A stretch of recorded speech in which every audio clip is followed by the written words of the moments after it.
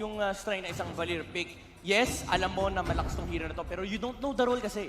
Yun yung problema eh. And you haven't tested yet kung mage ba talaga to o post-4. So for Execration, talagang may areas sila sa draft na malilito sila kung ano ba yung gagamitin ng ONIC PH. Yes, tama ka. Pero I think Execration still has an open dito an open Esmeralda, especially for Pakbet. Pakbet is really good at using Esmeralda, so I think they might pick an Esmeralda dito as their mage. So possible Esmeralda rito for Execration on the first pick on the second phase. And we're just waiting for the set hero dito para sa kanila. Now, talking about ONIC PH, do you really think that they're not gonna choose the Gusion or talagang matik na to? Wise, mag-Gusion ka na. Ako, Hinutusan pwede nga din kunin na Execration dito yung Gusion. Gusion, pwede rin. Yes. Gusion ni Pakbet? Gusion Gusion ni Zap? I mean, Gusion ni Zapno. Gusion ni Zapno. The Grok and the Gusion combination is still good. Has still good wave clear. So it's not out of the question. Okay, And pero they yan, will tulad stick nga with ng sabi ko. Esmeralda. Esmeralda. Esmeralda. There you go. Esmeralda. Ngayon, the question is Esmeralda ONIC PH. talaga eh. Yeah. I think they're going to take hindi na. Okay. Kimi Kimi, okay. Granger. Finish it up with the Granger and quite possibly the Gusion. Gusion. Tingnan lang natin kung ano ba talaga ang option dito. So ng magiging ONIC post PH. 4 talaga rito si paring Wise. Yeah. If kumuha to ng Gusion. Well, let's see here kasi pwedeng mangyari. Again, main mage set up yung Valir. Pwedeng si Wise Pwede, gumamit. pwede. And pwede rin naman kung trip nila si Venus. Di ba? Walang No. problema doon. Here Okay? comes Estes. So it is gonna be a Wise Mid lane. Valir. There you go. Wise Valir. Nilaki na. Nalaki na. Nilaki na. There's not gonna be a Gusion in this game. Oy! Pero that's a Valir main mage. Oy! May nagbabalik. Lodi Ang Pets. kinis niya na. Lodi Pets! Mga kaibigan, Lodi Pets is on the house. And by the way, bago makalimutan, do please visit the booth of Smart and Realme. Sa Realme, dyan yung makikita mag-brawl si Manjin at Shinbu. Dun ba? Oh, Doon ba mamaya? Doon sila Wala akong magsusuntukan. Ma'am, ano ba yun? Next time na yun. Okay. Next time. But Next time. Claude. Claude against a Granger. Medyo You're napapailing kayo. putting, para sa akin dito, it can work. Pero you're putting a lot of the your eggs into one basket. And that basket is Esmeralda. You're putting all your hopes and dreams of into controlling that early game tempo dahil may Esmeralda kayo. Yeah. Parang nagkakaroon ng burden si Esmeralda rito for Execration. Kasi you have two heroes na kailangan ng early game, kailangan ng farm, Leomord and Claude. So you're setting up your draft to have a very good mid game. Pero may burden pagdating ng early game. And definitely this Valir is not gonna be touched for the early game. ONIC PH, assured na sila na maganda yung magiging start nila. So looking at the draft right now, ladies and gentlemen, which side do you really favor?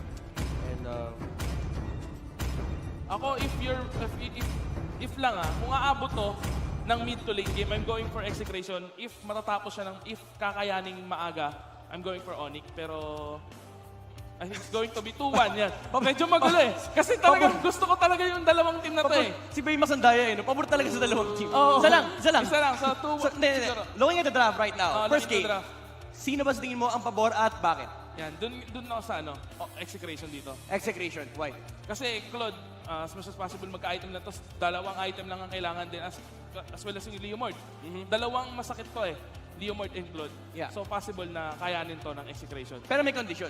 They need to go for the late game. Yes. So that is the worry lang nila. If ONIC PH establishes the early game control, medyo kawawa yung Execration. So that is the first win condition na Exe. That's why the reason. That's why ang kailangan dito is ma-hold nung Esmeralda yung pressure na mapuput sa kanya Again, during ang the daming early burden game. no? Ang daming burden kay Esmeralda But then again, ako, masabi ko lang dito, ONIC ako. ONIC. I'm not really seeing the Leomord and Claude getting farm here. Parang masyadong nakatutok talaga kay Pakbet lahat. Well, it is what it is, pero ONIC. Yeah, kasi ganun, yun yung mga klase ng laro na kapag na-shutdown yung Esmeralda mo, you really have no game to play. Kasi if Execration loses the early game battle, mind you, may Valir pa sa side ng ONIC PH, it's gonna destroy their tempo. So Execration, they have a condition here na makatalo lang tayo ng early game. We have control of the mid to late game. Pero for ONIC Butters, dahil ikaw nagsabi ng ONIC, ano ba yung mga conditions sila dito? Just get the rotations right. As long as they get their level 4 early, I feel that they will have that certain advantage. As long as they protect the Valir, magiging madali yun. So again, Execration for you, Baymax, win condition is that they just need to cross over the early to mid game para masecure nila yung late game. Pero what Bal said, tingin niya hindi makakakuha ng farm.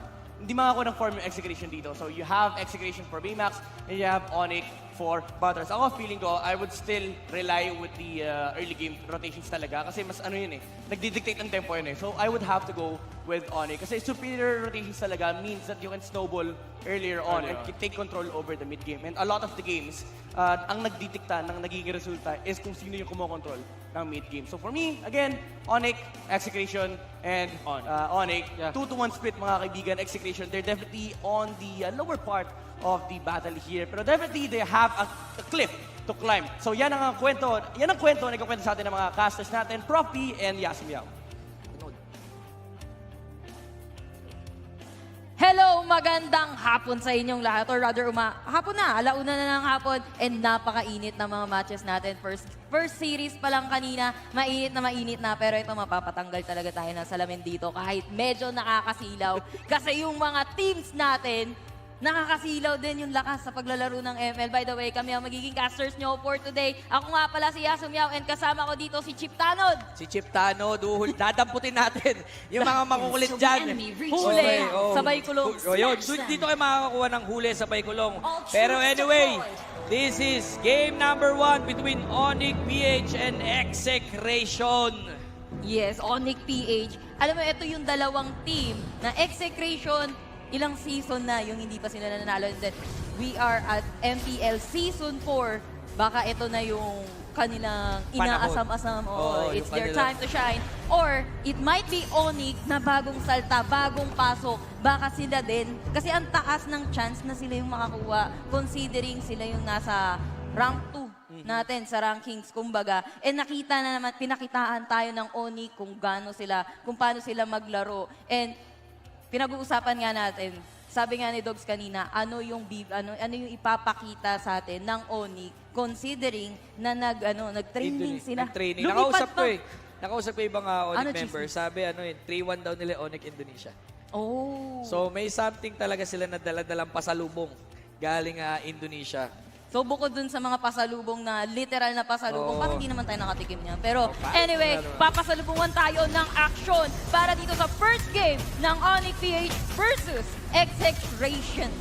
Kita nyo, tamang laning phase lang for both teams. Medyo nalilate. Kung titignan mo yung rotation yan, mas mabilis nakakapag-rotate etong ONIC compare dito sa Execration sa ganyang lagay for the side of Execration. Yeah, for ONIC PH naman kasi dito, surprisingly, kinuha nila si Balir. Si Balir, bukod sa mainit na hero na yan na literal, pero ito, pina-first blood na nga, nakuha na nila dito yung bato at mo ang susundan pa ni Pacbet, it na rin naman. So we're talking about 1-3-1 rotation dito ng ONIC. Kanina natanong mo ko kung madi-disrupt ba yung ganong rotation ng ONIC? Kasi ONIC yun din yung hinahain sa atin, Prof. Ikaw muna, anong sa tingin mo ang magagawa ng ONIC dito? Yung 1-3, every time na makakakita ko ng sustain coming from the side of ONIC PH, doon nila nilalabas yung 1-3-1 eh. Pero alam naman ng Execration yung ganyang galawan. Of course, sinasalubong nila, kinokontest nila. Paunahan na lang kung sino sama makaka at least 3 kills under 5 minutes or to 7 minutes. Yun ang mas makakabigat sa kanila. Pero ito, pumasok nice na. flicker para kay kuya nyo. Oh my Venus! Tama flicker out lang. Naramdaman. Teka lang, may lumalagabugbog na lupa dito. Actually, naririnig mo naman sa Esmeralda. Sa damo. Kahit hindi mo siya nakikita, naririnig nyo. Naririnig ko. Her stars are tingling. Her stars is tingling. Pati yes. Pag may show, pag kumakasa. Pag kumakasa, alam mo nag-i-stack na si Cho dito, mararamdaman mo sa may bandang damuhan. Pero 1-0, 2 minutes in the game, medyo maingat lang, medyo neutral pa. Wala pa masyadong nagkakasunod. First turtle is already up. Wala pa tayo nakikitang namumuong parang pag... Uy! Sa gitna may namumuong bato pero tinunaw na nga yan. Nakalain mo yun? Nasusunog pa lang bato. Nasunog ang OTAPS. Nasunog, natusta. Ang kanilang tank dito. Ang problema dito si Syre kasi crack. Pagka namamatay ka ng early, early sa larong ito, mahihirapan ka na pumrun onto the mid-game.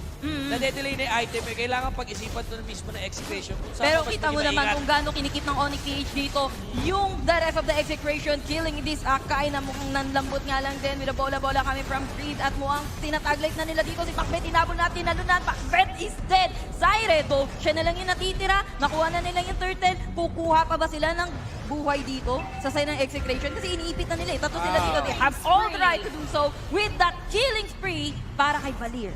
First time natin nakitang nilabas si Valir sa MPL playoffs. Nakita niyo yung effect ng isang Valir na napakahirap tapatan. And yung rotation niya kasi, di ba?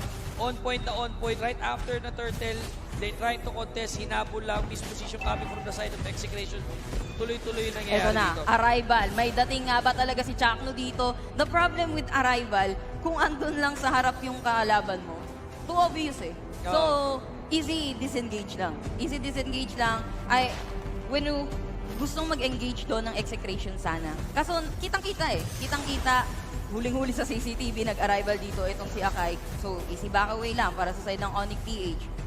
Medyo nahihirapan sila pumasok dito dahil every time na they're trying to go inside, nai-stop lang sila ng Valir. Or yung stand kasi ng and slow coming from the first kill ng Valir, medyo mahihirapan po position right mismo yung mga tank nila, which is si Akai. Si Akai. Paano mo naman ilalaki niya kung nahihinto at nahihinto? Hindi ka makakabuelo kumbaga. For Chakno's gameplay kasi, ito yung sinasabi natin, arrival para kay Chakno since ang hilig niyang manglikod, kumbaga. Lalo na kapag kaakay siya, may hurricane dan siya, issue-shove niya, papasok yung mga kalaban nila. Pero this time kasi, yun yung feeling ko pinag-aralan ng ONIC eh. Kasi alam nila ganito yung gameplay ni Chakno, pero sinusugod nila dito si May na hindi na makagalaw, na hindi na nagising. The mega kill coming from that Valir. Pero hiling-galing yan, Chakno, nagpaikot-ikot na nga lang dun. Pero jump away, pero Chakno is still dead on the hands of this Ranger. Yun ang sinasabi ko. Every time na mali ang pasok nila, hindi ka na makakalabas ng buhay pa eh. They have this crowd control, the slow coming from the side of ONIC PH. And if ever napapalaga nila, nasosustain lang sila. Sustain is the game. Sustain. Ang hirap. Nasosustain lang sila mismo ni Omega Venus sa likod. Ang galing-galing ng mga composition ng lineup nila as of now. Tinan mo. So ready 5 minutes, wala pa ako nakikita ang sagot. 7-0 for the side of Execration. Look at the stop coming from Valir in the burst from Iaknu. Alam mo hindi na kinailangan yung huling bullet ng Death Sonata dito kasi sabog na si Pacbet. Pumutok si Pacbet. Pumutok. Alam mo, niluto si Pacbet. Niluto. Sakto, apoy yun. Pero ito, inahabol na si Dilar. Dilar is just chilling dito sa may top lane. Pero hindi din naman siya yung napapanish eh. Usually, medyo hirap ka kapag ka-off-lane ka. Pero hindi ganun yung case para kay Dilar. And the rest of ONIC dito, continuous lang yung kanilang 3-1 or 4 na sila nagro-rotate right now para sa side ng ONIC. And hindi makaporma dito yung execution. 6 minutes into the game, 8-0 execration. Asa na yung banse nyo, kumbaga, o yung bawi nyo, kumbaga, from last match nung group stage natin kasi na 2-0 sila ng ONIC nung group stage. Nung regular season natin, kumbaga. Nung regular season. Tingnan natin kung makakabawi. And of course, knowing the 1-3-1 rotation, sinusunod nila yung the ADC technique, the isa-isa tower. Then susunod na nila most likely. Hold lang dito ni Dilar. Tama, talon dito si Great. Right on, Zapnu will go down! Shoot na shoot yung bola para dito kay Zapno. Hindi na siya nakaalis doon. Napakahirap para sa isang Claude. BMI out. Hindi ka makaka-BMI out. Kasi tamang bola-bola lang coming from this Kufra. Wala nang alisan talaga in the burst coming from Iaknu, the Granger, and also papaliguan ka pa ng apoy ni Valir. Pero another jump coming from Greed to zone out lang.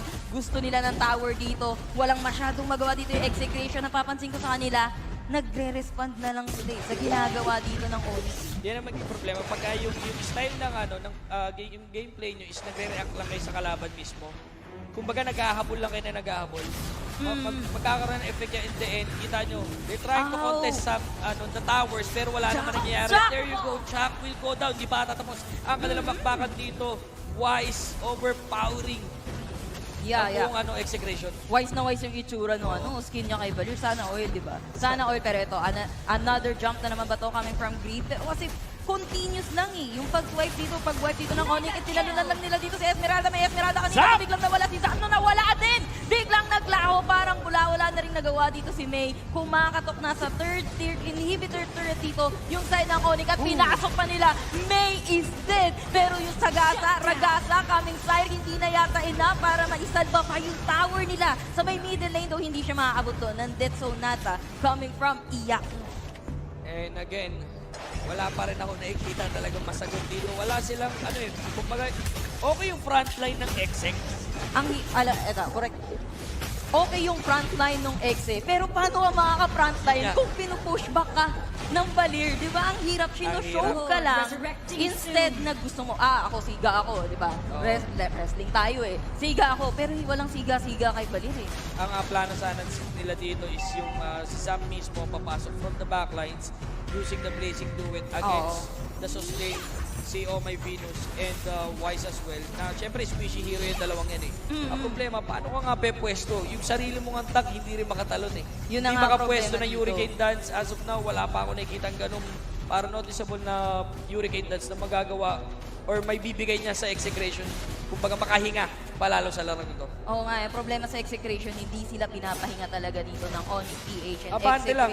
Oo, abante nga lang dito yung ONIC PH. Paano ka makakapanglikod kung puro abante yung mga kalaban mo? Hindi ka makagamit ng arrival mo. Oo, pwede kang mag-arrival dun sa mga dead turrets nyo. Pero how? Kung yung mga tank mo is yung unang natutunaw dito sa laban. Now, they're taking the Lord para sa side ng ONIC PH. And isang attempt na hindi nila makukuha dito yung Lord. Pumasok dito yung Execration. Even Sairi umiiyak. Natunaw na naman to si Pacmet. Kasama pa itong drop ng Execration. Yan yung sinasabi ko, every time na pumapasok sila, hindi na sila nakakalabas na buhay. Oo nga. And look at the creeps, yung wave mismo ng mga minions ng ONIC PH, hindi na bumababa papunta sa river, hindi na lumalagpas. Hindi na lumalagpas. Diba? Talagang dire-diretso. It means na etong buong to, it's very one-sided game. Very massacre ang pinapakita ng ONIC PH against Execration. Now we know na Balir, kailangan natin iban. Talaga. Oo, alam na. Alam na. Matik na. Oo. And mawawala na sila dito ng inhibitor turret at the bottom lane para sa side ng Execration. Nagmamarcha pa yung Lord sa may bandang gitna and ONIC PH. Ano na? Eto Ang na. kanilang susunod na gagawin dito, syempre, iwa-wipe nila dito yung Execration, the turrets, and susubukan syempre mag-dep dito ng Execration, kakayanin pa Wild charge! nakapronta dito yung Lord, wild charge dito si Zaire, kaso after the wild charge, duguan yung bato. Nagdudulo yung bato. Ayan na, wala masyadong magawa ang mga upwards ng Execration. Tamang Hurricane Dance dito sa dalawa. Pero wild charge na naman kinabit. Look at this Namord! Hindi siya nakakagalaw dito! Hindi nga siya nakakagalaw kasi forever tulog, even Pacbet, pagpasok, Falling Star Moon, wala nang magawa. And ONIC PH, that was a smooth play coming from these new bloods dito sa MPL.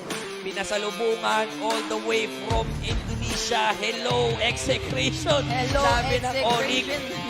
Grabe! Grabe yung training nila. Dati, inaasum-asum lang natin na nag-training sila sa bundok ng Tralala. Oo. Ito naging ano eh, totoo na eh. Legit na! Legit na nag-training. Oh, legit with passport ba? Hindi na legit with receipt. Legit with passport. So, Oo. problema yung... Ito, nag-training to sa Cavite. Ito, nahihirapan yung training from Cavite against sa Indonesia. Pero ONIC PH, hindi pa tapos yung laban na yan. Since first game pa lang yan, you still have the second game and a potential third game. ONIC, pinakitaan tayo ng Balir. Pero what if maban dito etong si Balir? Ano yung ihahain pa nila. At kanina nga pinag-uusapan namin yung tempo ng laro ngayon. Ang pinaka-lamang dito is yung first pick nga daw. Diba? Pero Let's see. anyway, I believe kailangan na natin ipasa sa mga panel natin for the second game. Again, kami naging shoutcaster nyo, Yasu Miao and Baymax. So, Midnight, take it away. Ako na...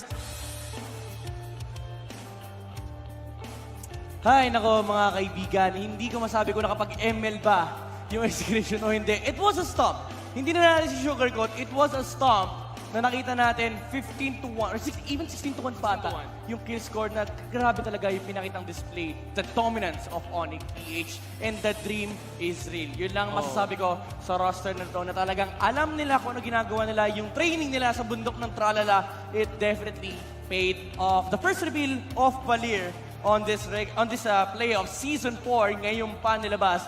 And it was a match against Execration. Baymax, alam mo, sa totoo lang, medyo nakakalungkot yung nangyari nila.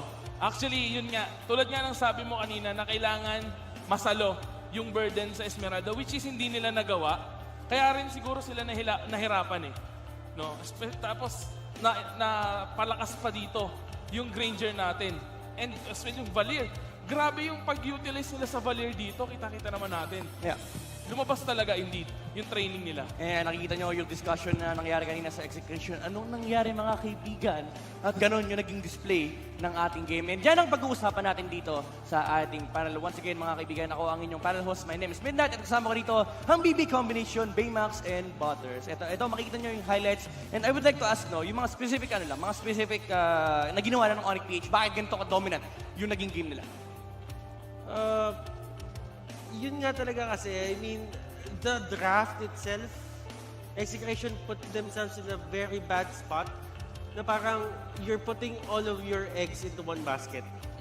And when that basket, na talagang sabihin natin nasaboy lahat yun, you don't have an insurance na makakabalik ka pa. Pag nalaglagang kamatis, Pag nalaglagang Pag kamatis, nakakapakan. Yes, true.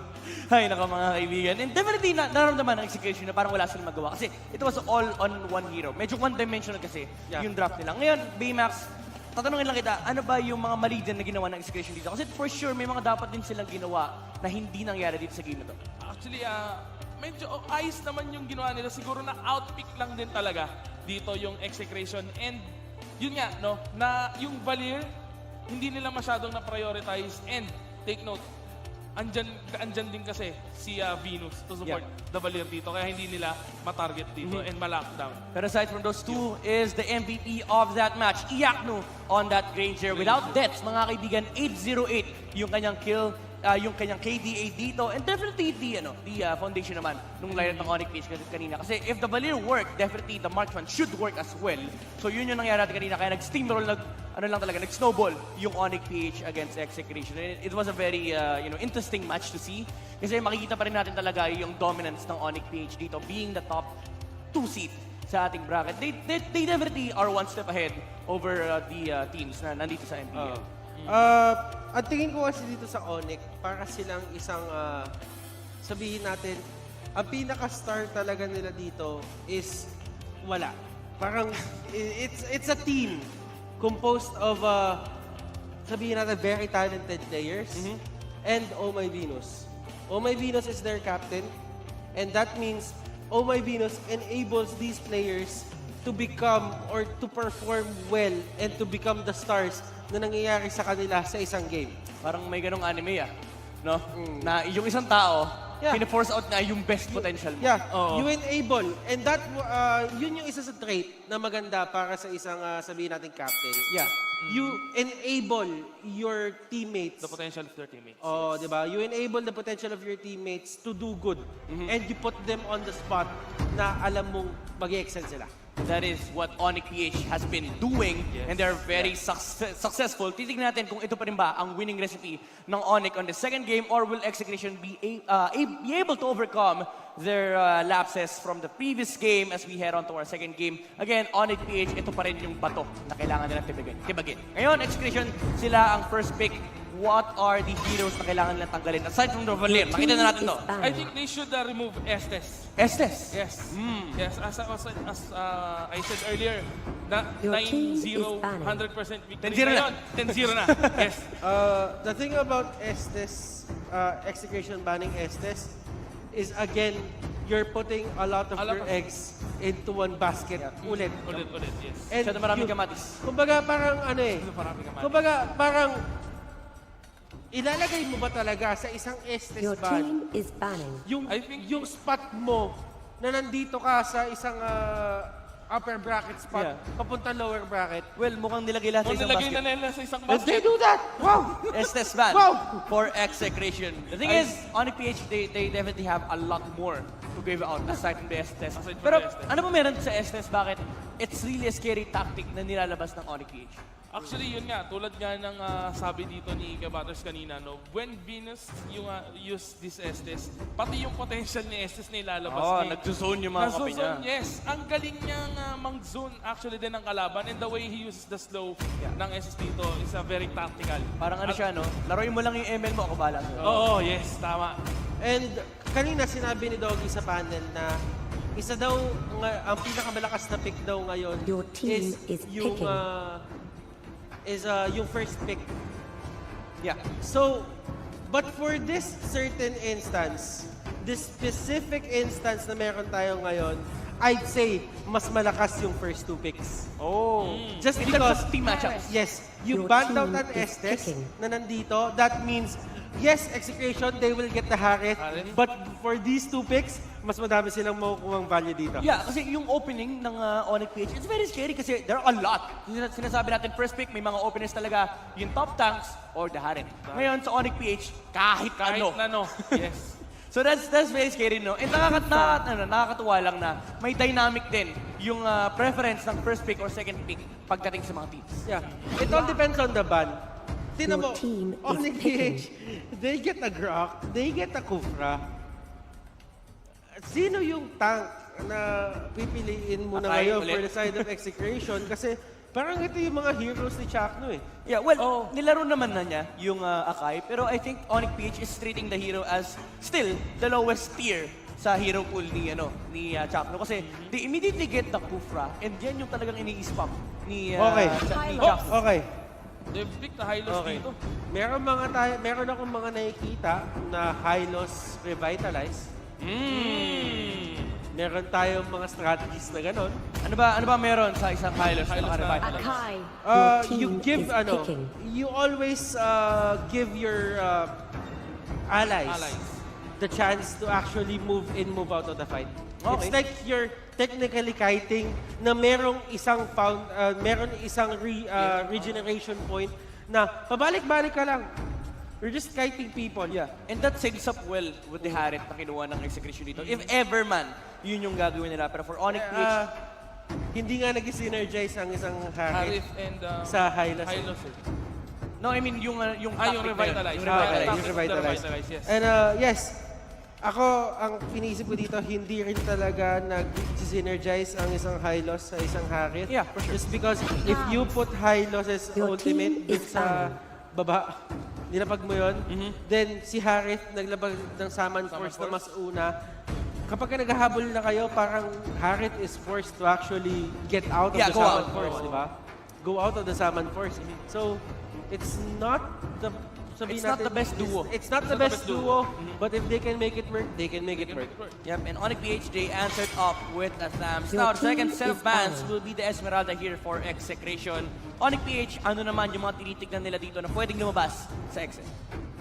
I mean, Sure. they should ban out the carry. Carry. Oh, carry.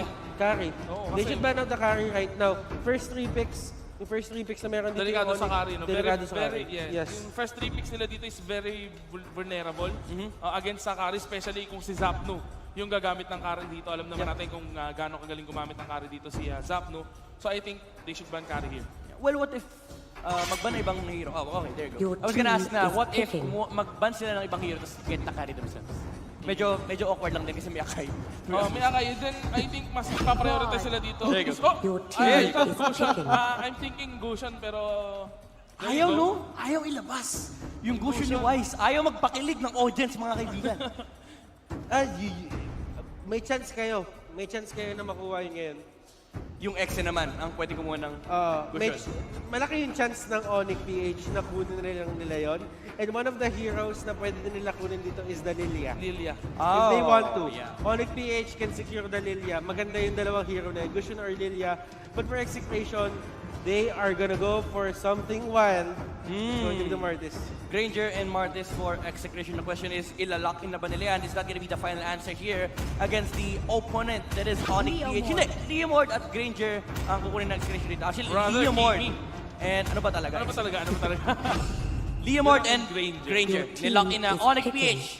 A lot of heroes are open here for Wise. And it is Ito na. gonna be the Gushan. ONIC PH, they want to secure the upper bracket victory here against Execration. I just want to give the audience a bit of background kung ano yung nangyari nung nag-Gushon si Wise nung regular season. Okay. Lahat po ng caster nag-Gushon. Actually, oh. Lahat ng caster caster nag-Gushon. nag-Gushon. Oh. Ilang star na wala sa akin? 10. 10. Sino si... Ha? Sino ba yung mga... Ikaw rin ba gumamit ka rin ba ng gusto? Oh, pero sure win. Yeah, yun naman. Pag ako hindi ko na-trash talkin yung sarili ko, ikaw na-trash talkin yung Kaya sarili ngayon, mo. mga kaibigan. Hindi, Hindi, ito, iba. Hindi cushion, mga kaibigan. Ito hinihintay natin. Hindi, cushion. Gusto talaga. Pinakilig lang, pinakita yung gagamitin next match. Oh, pero ito, fun fact dito sa ONIC, kapag hindi nagpo-pause for type na pick dito, si Venus, yeah, hindi siya nagsusupport type, hindi siya nag-support Estes, like Lolita. Medyo talo sila. Though hindi natatalo sa series, yung game, natatalo medyo nila. lugi. Oo, dun sila nagkaka-problem.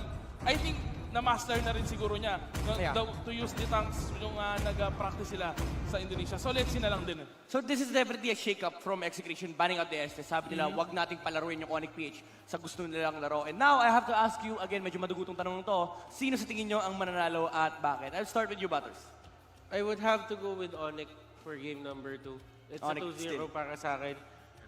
That level of craziness na pinakita ng Execration, baka na-tone down sila dito. And that Martis pick was kind of a safe pick pa rin eh. So I didn't really expect this from them, but I have to go with ONIC.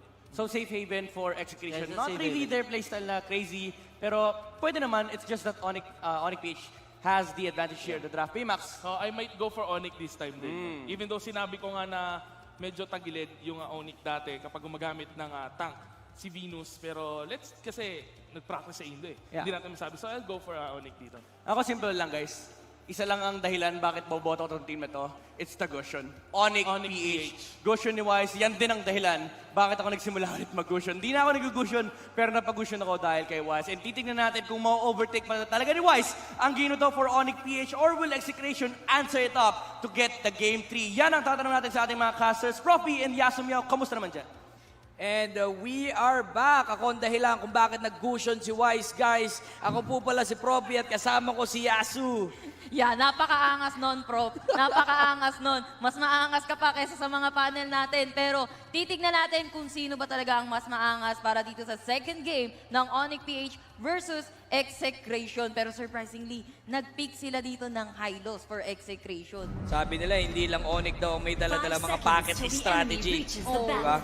Pero eto na, umpisa na natin ang Game 2 between ONIC and Execration.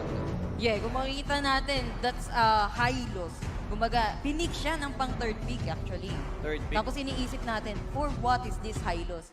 Pero parang nakikita ko, for high loss kasi tatlo silang naka-arrival. Yun nga. So kung sandwich mechanic, tawagin na nating sandwich mechanic talaga ang gusto dito ng Execration, kailangan din nila kasi talagang fulling masandwich, yung ONIC dito. But how? When yung kanilang mga frontliners, tatlo yung nakasprint. And with the glorious pathway na ilatag mo dyan, pag nag-sprint ka, hindi ka na mai-slow. Tama. Kumbaga may glorious pathway ka na, naka-nitro ka na nun.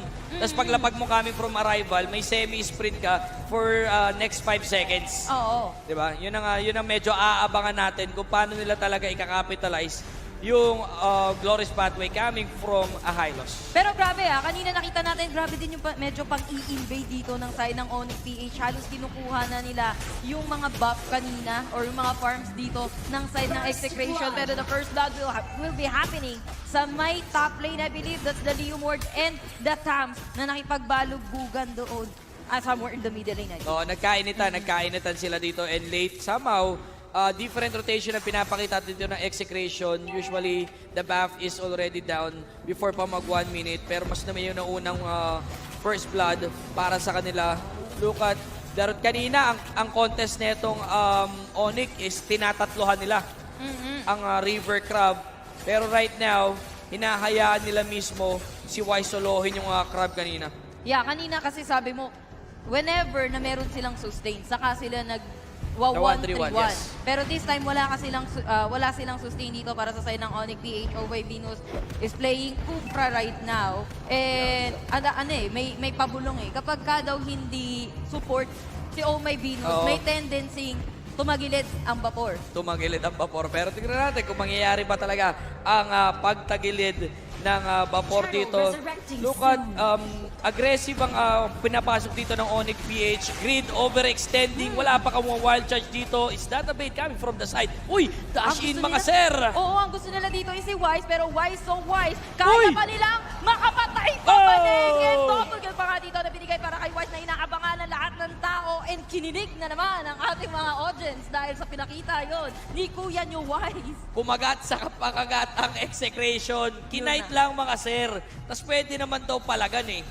Pwede naman talagang palagan eh. Teka lang, dito daw. Sinet up lang yung stage. Oo, sinet up sila dito. Mga, nilusot sila sa eskinita na hindi nila kabisado. Wala nang labas-labas. And there you go. Tignan nyo naman. Palakad-lakad lang ang tropa natin ditong si Hylos and trying to destroy this Oh My Venus. Pero mukhang lalaban yata dito yung side ng Execration. Kasi habulin nila dito si Oh My Venus. Oh My Venus is dead. Pero Oh My Siren nananakbo dito sa may bandang likod. Natinuhog niya dito si Wise! Yakno. Si Wise mapapabagsak dito ni May with the double kill. Pero Hylos is dead. Habulin pa nila si Pakbet at inipit na nga nila with the double kill din. That's a close, my friend. That's a Chakno! close. Si Chakno naiipit na si Chakno. Napakagandang hanap. Damay-damay na! Damay-damay na. Execration, they got wiped out by ONIC PH. Ang galing nung ginawa ni Iakno, hindi niya binitaw agad yung Blazing Duet. Oo. Hinintay niya pumasok si Pakbet, tsaka niya binitaw yung Blazing Duet. Good positioning and good decision para kay Iakno. Ang galing-galing yung ginawa. 3 ang kakanyang kills dito with a bounty hunt. Alam natin, With the bounty hunter. medyo diba? bayad na bayad. Bayad na bayad talaga. Additional 300 gold. Pero wall charge binigay dito para kay Syre. Panggulo lang.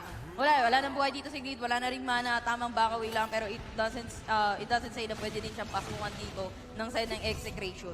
At as early as now, kalamangan nila is like around 4K.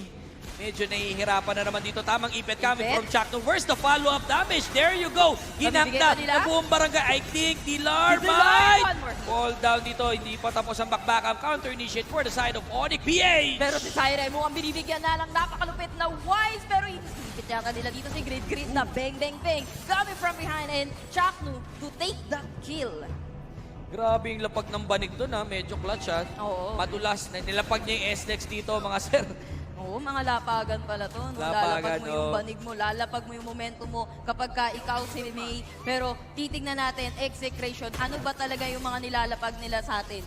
Ano ba yung ihahain dito ng Execration sa second game? Madadala kaya nila sa third game to, Pro? Yun, subukan natin. Sabi ng execution, sabi, meron kami dito highway eh. Ito May yung highway. daan. Oo, coming from Hylos. Ito yung tamang daan papunta sa game number 3. Eto ba? Humihinga pa. Paano yung ONIC PH may rollerblades pero si May dito wala Bang! na katakbuhan. Napakakatinan ng blazing duet ni Iakno, men. With the thumbs up coming from Kuya yung Iakno. Pero ONIC dito talagang sinushow lang nila yung side ng Execration. With the wild charge ginamit para mag-disable lang dito si Syre to take the turret at the middle lane. Pero Talon! lang pero tatalon. And pinola-bola pa. Napatay na nga ni Wise etong si Hylos sa the middle lane. Masyadong matagal yung ginawa doon ni Syre. Na nagtataka ko bakit i-contest niya yung tower na gano'n ang buhay, which is cost his life. Medyo Yes. hindi ko masabi miscall yun eh. Sobrang maling decision talaga. Maling decision talaga para kay Syre doon. Pero ito, hinahabol na nila si Wise. Gigil na gigil sila dito kay Wise. Wise do, binabawian pa. Wise mo, hindi pa siya mapapabagsak. Napabagsak na nga dito. Etong isa. And with the double kill pa nga with the Sakai. Pakbet! Pero Harit, mukhang pumapalo pala with the double kill. With the triple kill nga din. Coming from this dance na nilatagan lang din ng Kotoran Inferno. Second wipeout. Pangalang best na yan. Naging bisyo na ng ONIC magbigay ng wipeout against Execration. Mukhang kinakasanayan and sabi ng ONIC PH dito, hindi, sarado na natin itong 2-0. Galit Oo. na kami. Alam mo, hindi ko lang maintindihan sa Execration dito, Mind you, Kuya. Oo nga eh. Yun Oo. napapansin ko Diba? nga kanina. Si Syre, ang gamit niya dito is yung basic emblem ng Mage. Bakit naka-basic emblem? Magical defense or that's a questionable na... Una-una, questionable pick. Bakit sila nag-Hylos? Ngayon yung emblem niya. Oo, Medyo the nakakapagtaka din. May kidlat pa eh. Oh. May kidlat pa, men. Nakidlatan. Mukhang nililiteral dito ng ONIC PH. Yung pick na Hylos sa side ng Execration. Ang napapansin ko din sa Execration dito, parang ang hina nila against ONIC. Di ba? Parang hindi ito yung laro ng Oo. Execration. Nag-iba but yung then, laro nila eh. Nag-iba yung laro nila o mas sumobrang lakas lang ng ONIC sa ngayon. Yes, yun pero yung iniisip ko eh. kasama din kasi yung drafting. di ba? Mga surprise pick with the high loss. We don't know the reason why. Pwede yung kaninang reason na in-explain natin kanina, pero hindi kasi siya nagiging effective eh. Ngayon, ito ang pinaka-downtime ng execration. 3 sa kanila naka-arrival. Ngayon, yung arrival ginagamit yan pagka nag-extend yung creeps nyo. Paano ka gagamit ng arrival kung yung mismong creeps nyo hindi na makalayo? Hindi yung na mga nga minions makalayo. nyo, hindi na naman tumatawid. Ang arrival mo, going lang tower to tower. Tower to So, tower. pwede kang pumunta sa tower na destroyed. I don't know if that's possible para sa side ng execration, which is luging-lugi sila sa item. Pag Yeah, pwede. naging aggressive sila ngayon, medyo mas lalo silang madadalian ng buhay dito. Yun nga yung bagong patch about arrival. Pwede kang mag-TP dun sa mga destroyed turret na. Pero hindi natin nakikita sa execration niya na nakaka-TP pa sila and hindi rin sila nakaka-TP kasi nga yung mga minions nila hindi na tumatawid doon sa river, hindi na nakakatikim ng tubig, kumbaga. And ONIC PH, talagang parang may ano na sila dyan eh. May ticket. Bawal lumabas. Oo. Bawal lumabas. May Ginagwardya, may gate na dito. Yung highway ni Hylos, nilagyan ng toll gate. Nilagyan ng toll Oh, gate. sabi wala kang ticket, wala kang sticker, di ka pwedeng tumawid. Di ka pwedeng tumawid nga naman. Pero ang hirap din kasi yung highway ni Sire. Kahit may highway si Sire, wala silang pakialam. Wala. Silang pakialam. Highway baka mo. Sige, dadaanan namin yan. Ganun ang mga highway, di ba? Kailangan Dinadaanan. daanan. Pero Eto. ito, dinaanan lang ata dito ng ONIC PH yung Lord habang chine-check ng ONIC PH yung execration na hindi makalabas ngayon sa kanilang base. There you go. First Lord goes to ONIC PH. Nakita ko nag-arrival si Chakno sa top lane and trying to be aggressive pero hindi nila mako-convert to who try to get Tams na medyo nakapag-farm against sa execration. Medyo mahihirapan sila. Possible makuha pero ang daming resources na masasayang. Yeah, ang daming resources na nasasayang dito para sa side ng execration. And speaking of resources, wala na silang nakukuha dito para sa side ng execration. Eh, hindi man lang din makapag-farm ng maayos yung kanilang marksman. Pero Hylos, TPing, naggamit ng arrival dito sa may mid lane. Pero para tumakbo lang na hinahabol yata dito ng the rest of the ONIC PH na nilatag yung glorious pathway panakbo. Alam mo, Prof B, kapag ang ulti mo, once a big ulti, nilatag mo para panakbo lang, napakasayang yan. Pero magtatakbuhan sila dito sa may top lane, and that would be Jacknu. Dying in the hands of White. Nakahabol pa dito si White. Pero hindi naman niya babalikan. Ang gusto lang naman nila dito is Torre. Torre lang Matapos ang objective. game. Sabi, tapusin na natin to. Huwag na natin paabutin ng 11 minutes trying to contest ang kanilang base dito. Mga sir, going in dito. Siren, medyo palakad-lakad lang tayo. Lord is down, pero still going sa mid lane dito. Nakakuha ng Torre. Blazing Duet, kinasa na rin. Nasa ng follow-up defense from the side of execration. Pero ito, Venus agresibo! Napaka-agresibo, pero meron naman siya immortality. Buhay pa rin siya dito. Naghahabol nila dito. Etong si Greed. Greed is kind of good, pero not all the time. Pero bumagsak na yung dalawa. Kaso mukhang babagsak na rin ba yung kanilang base? Hindi pa naman. Medyo kumakapit. Kapit kaibigan. Pero kapit na lang din para kay May hindi na lang kakapit sa kabayo kasi wala siyang kabayo doon. White is dead. Na-shutdown. And mag-isa na lang dito itong si Tam. Pero Iyakno is still there. Sige, sasagipin kita, Brad. Kita mo kung gano'n nila nirespeto si Dilar and si Iyakno. Kinakatkat nila dito si Chakno. Chakno naipit niya si Iyakno. Pero mukhang mabubuhay. Tinawa nila siya dito si Iyakno with a godlike. Ito ang likod! napakasarap na makita ng galing sa likod. Pero yung pinanggalingan mo, tinira ka din pabalik eh. Oh, grabe. Tinira ka din. Yung buhay ng Torre kanina, parang pag dumantay lang yung siko eh. Mababasag na eh.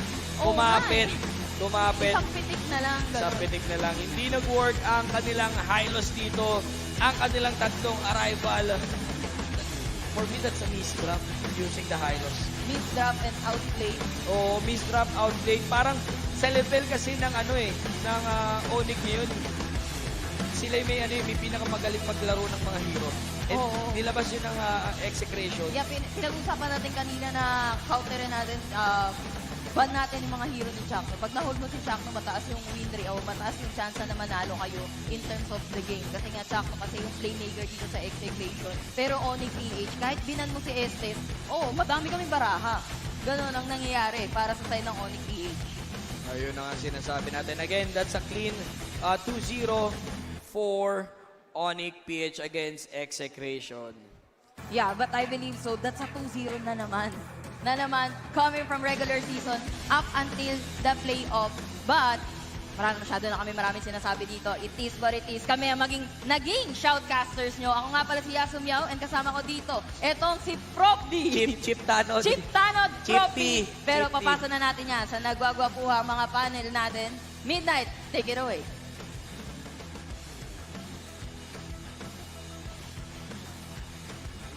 Kung gusto nyo lumakas, mangarap ng mataas, kung gusto nyo manalo, mag-training sa bundok ng tralala, yan ang sikreto ng ONIC PH, mga kaibigan. We are back with your panel. My name is Midnight, your panel host for the series. At kasama ko ang BB duo, Baymax and Butters. Kamusta naman yung game na yun, Baymax? Nako, yun nga ang sinasabi ko sa'yo na hindi natin alam kung hindi pa rin kakayanin ni Venus na gumamit ng tank tulad nga na sinabi ko.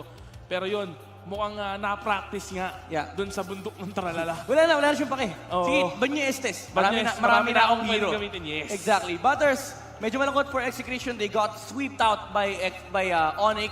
First game, very disappointing loss. Second game, lumaban naman. Pero definitely, there are a lot of adjustments here. Ano ba sa tingin mo yung kailangan pang gawin ng Execration? Para matibag naman naling bato.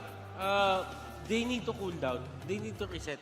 Kung nakita nyo kanina yung mukha ng Execration, they look very defeated.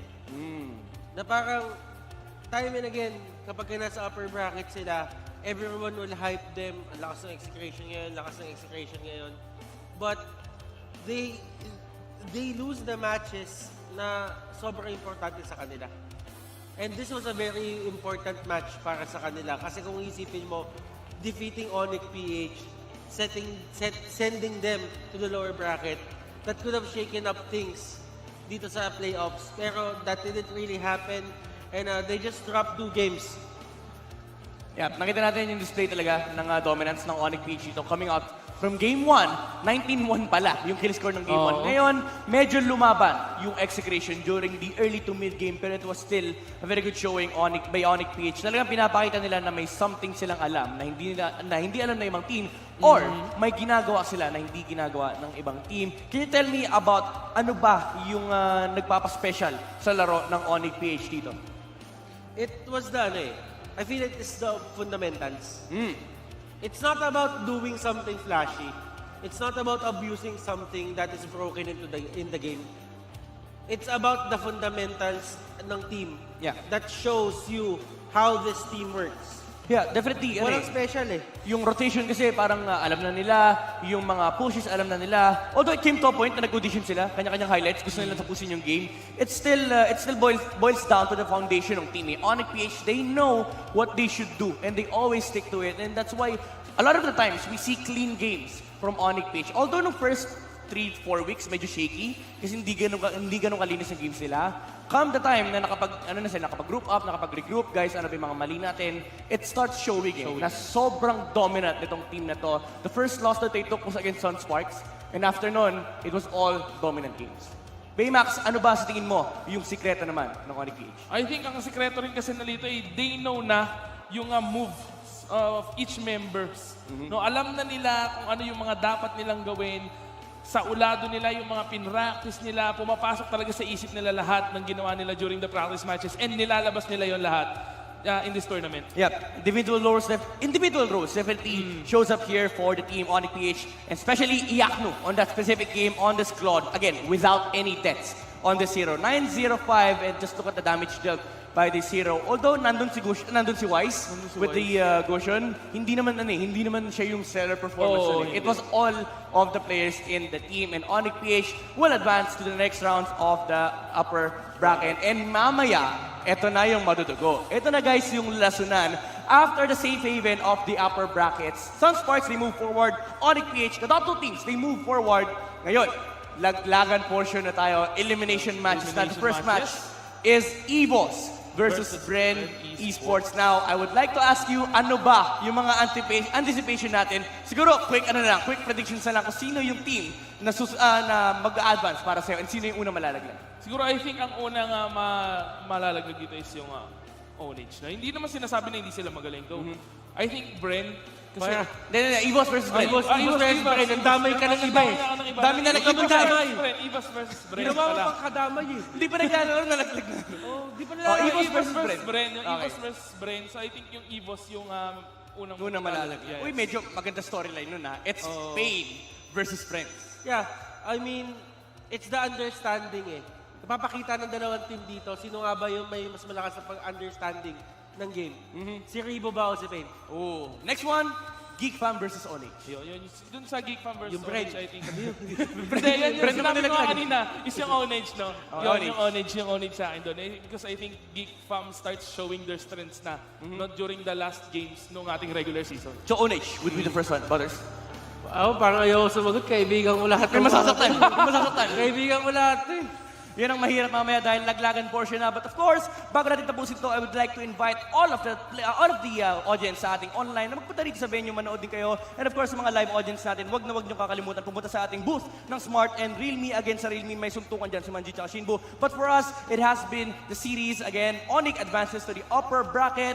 And magbabalik tayo for the elimination matches. Once again, my name is Mid at your panel host. At magkikita-kita tayo for the next game.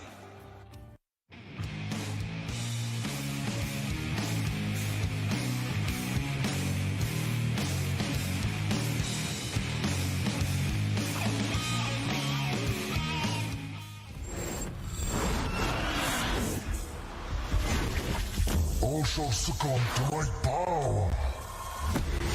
Let's see.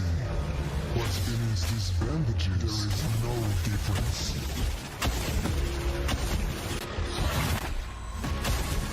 You have slain an enemy. I am. Double kill. Legendary. Double kill. Triple kill. No one can stop me.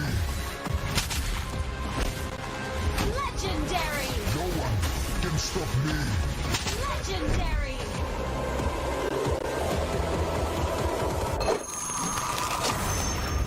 Download for free. Mobile Legends Bang Bang.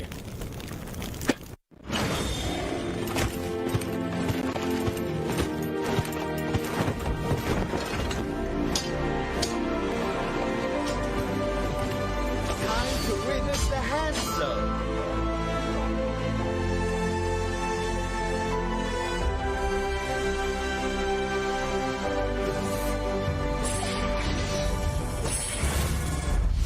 Shadow power, execute! You have slain an enemy. Hey, shadow power, Triple kill. Your team destroyed a turret slain. Legendary. Killing spree. Double kill.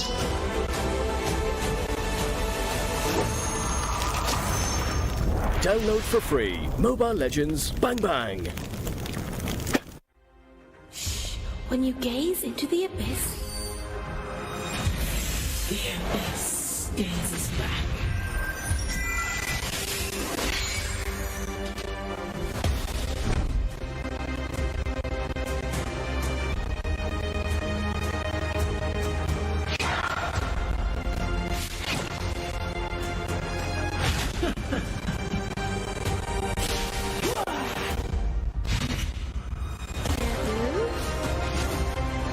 You have slain an enemy.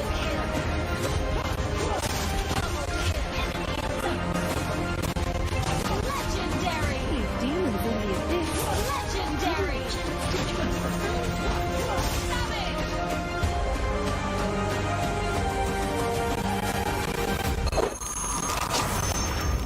Download for free.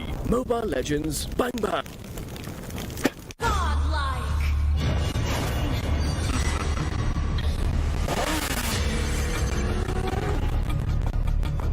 Sinong may atraso? Sino ang may kasalanan? Sino ang kontrabida?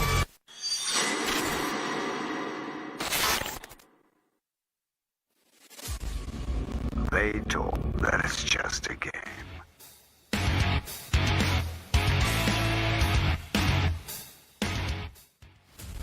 That it won't bring fame or glory. That it won't make our country proud. They told us to stop wasting our time. Well, let them do all they want. We'll prove it to them.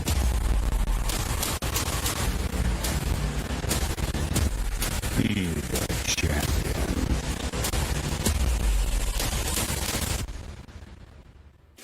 Mobile Mobile Legends Bang World Championship 2019 M1.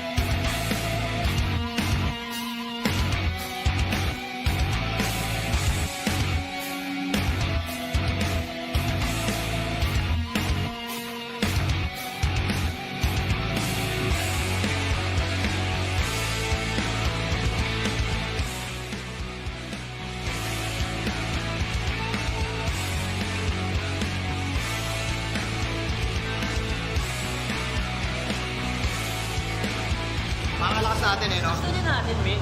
Yan. Basic. No, hindi mo pa panawan ka ng kaunlaran. Okay, pero feeling ko kailangan mo ng tulong ng number 1 ka dyan sa barangay dito. No, teka lang kasi ma-practice kami ng brawl kasi yan eh. Ito na yung challenge yung building. Basic eh, baka manalo eh. Sali ka kaya? Pwede, pero ang inisip kong gawin na yun. Punta mo na ako smart boot eh. Magpa-picture sa aming mga cosplayers. Ay, gana yun, Tong! Diba? Feeling ko, gagalaw na ako kasi next team na eh. Ay, next team na ba? Teka. Go! Uy! Chumalis!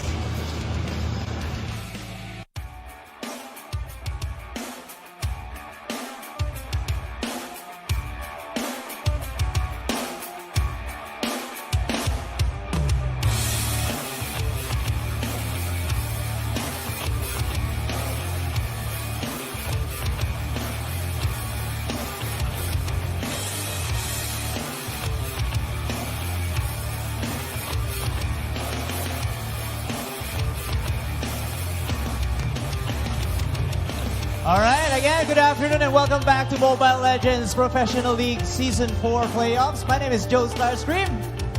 And we got Sarah over there. And right now, we have our winners for the second match. We got ONIC PH. Let's give it up for them, guys. Come on.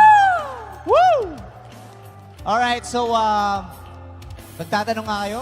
Sino ba yung sino mahihain sa inyo? Ikaw na, kasi ikaw yung nagtuturo. Okay. Regarding dun sa last match niyo kasi 2-0, di ba? So, ano yung nangyari? Bakit parang na-excite kayo or what happened? Sige. Siguro po, naging advantage na familiar ako sa players ng Execration kasi most of them ka-team ko dati. So, alam ko yung mga flow ng drop. Pero, CB yung nag-drop. Pero, kumbaga, ako yung nagbibigay ng input sa kanya kung gumagamit ba siya nito, ganyan. Okay. So, since may idea ka na kung paano mga galawan, so ikaw na yung nagbibigay sa kanila ng mga advice ko, ano yung mga diskarte. Alright. Okay. At dito Sarah? naman, so tomorrow naman, ang makakatapat nyo ay ang Sunsparks. After seeing them in the first match, ano sa tingin nyo ang magiging advantage nyo tomorrow? Against all team na pwede namin makalaban, Sunspark yung pinakagandaan namin. So watch out. Narinig nyo yan? Alright. Magiging mainit ang labanan mo. Magiging mainit. Tama. Okay, Alright. and one more question. Is there a message that you would like to say to your supporters that are here today? Syempre, thank you to all our supporters na pumunta dito sa mga nanonood sa kanilang bahay. Yeah. And thank you to NFS Center and sa ONIC Kingdom family. Thank you.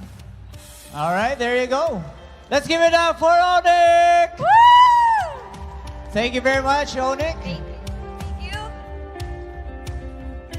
Alright, so there you go, guys. And now, what we're gonna do, kasi na-mention namin sa inyo kanina, we have, sabi namin sa inyo, have your tickets, keep them because we will be doing some raffle.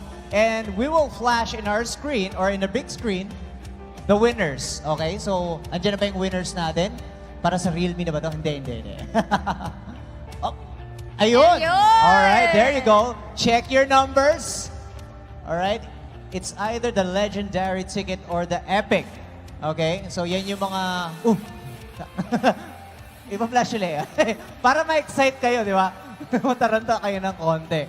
And of course, while we are waiting for that, again, we are inviting you to drop by dun sa booth natin for Realme kasi we have our game in which pwede kayong manalo ng Realme smartphones. It's called Brawl to the End, but you have to make sure na you're here day 1 at day 2. So, ang nangyayari is kailangan nyo ng 5 players per team.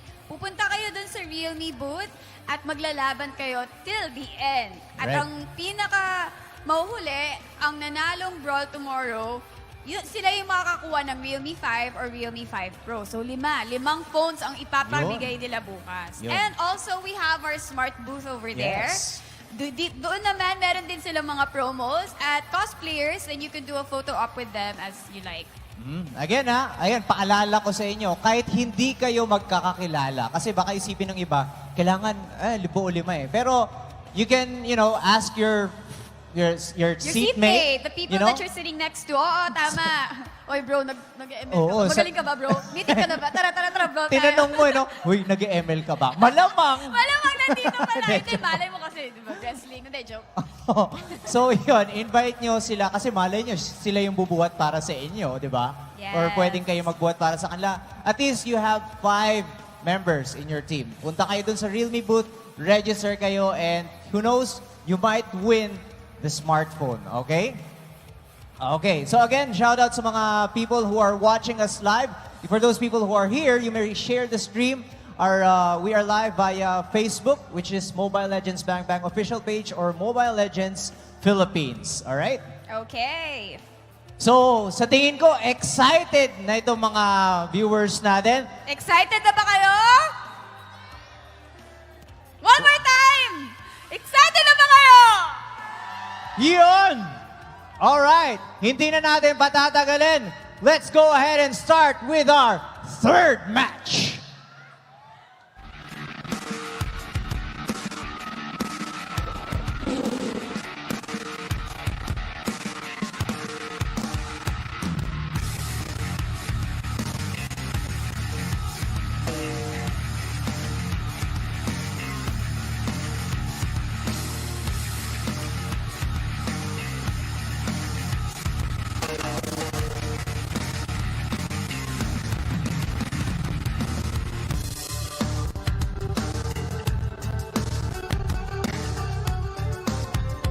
This match is scheduled for a best-of-3 series.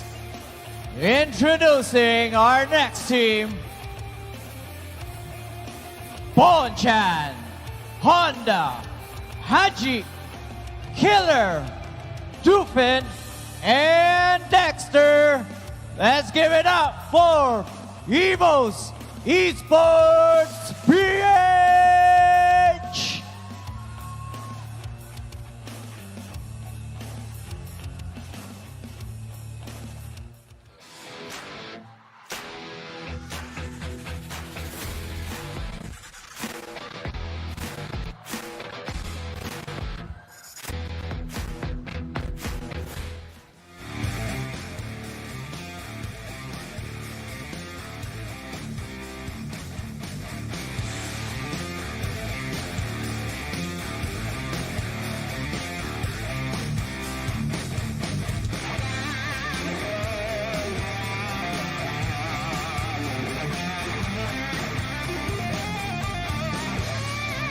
And of course, it's not a match without an opponent. Tank, EJ, Rebo, Hayes, Coco, and Yuji. Give it up for Bren eSports!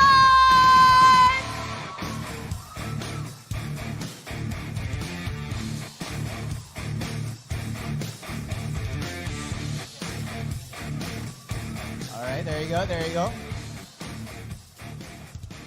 Mukhang mainit ang laban. Nakita mo yung sa EVOS, di ba? Gumaganong-ganon to, yun. Nakita mo.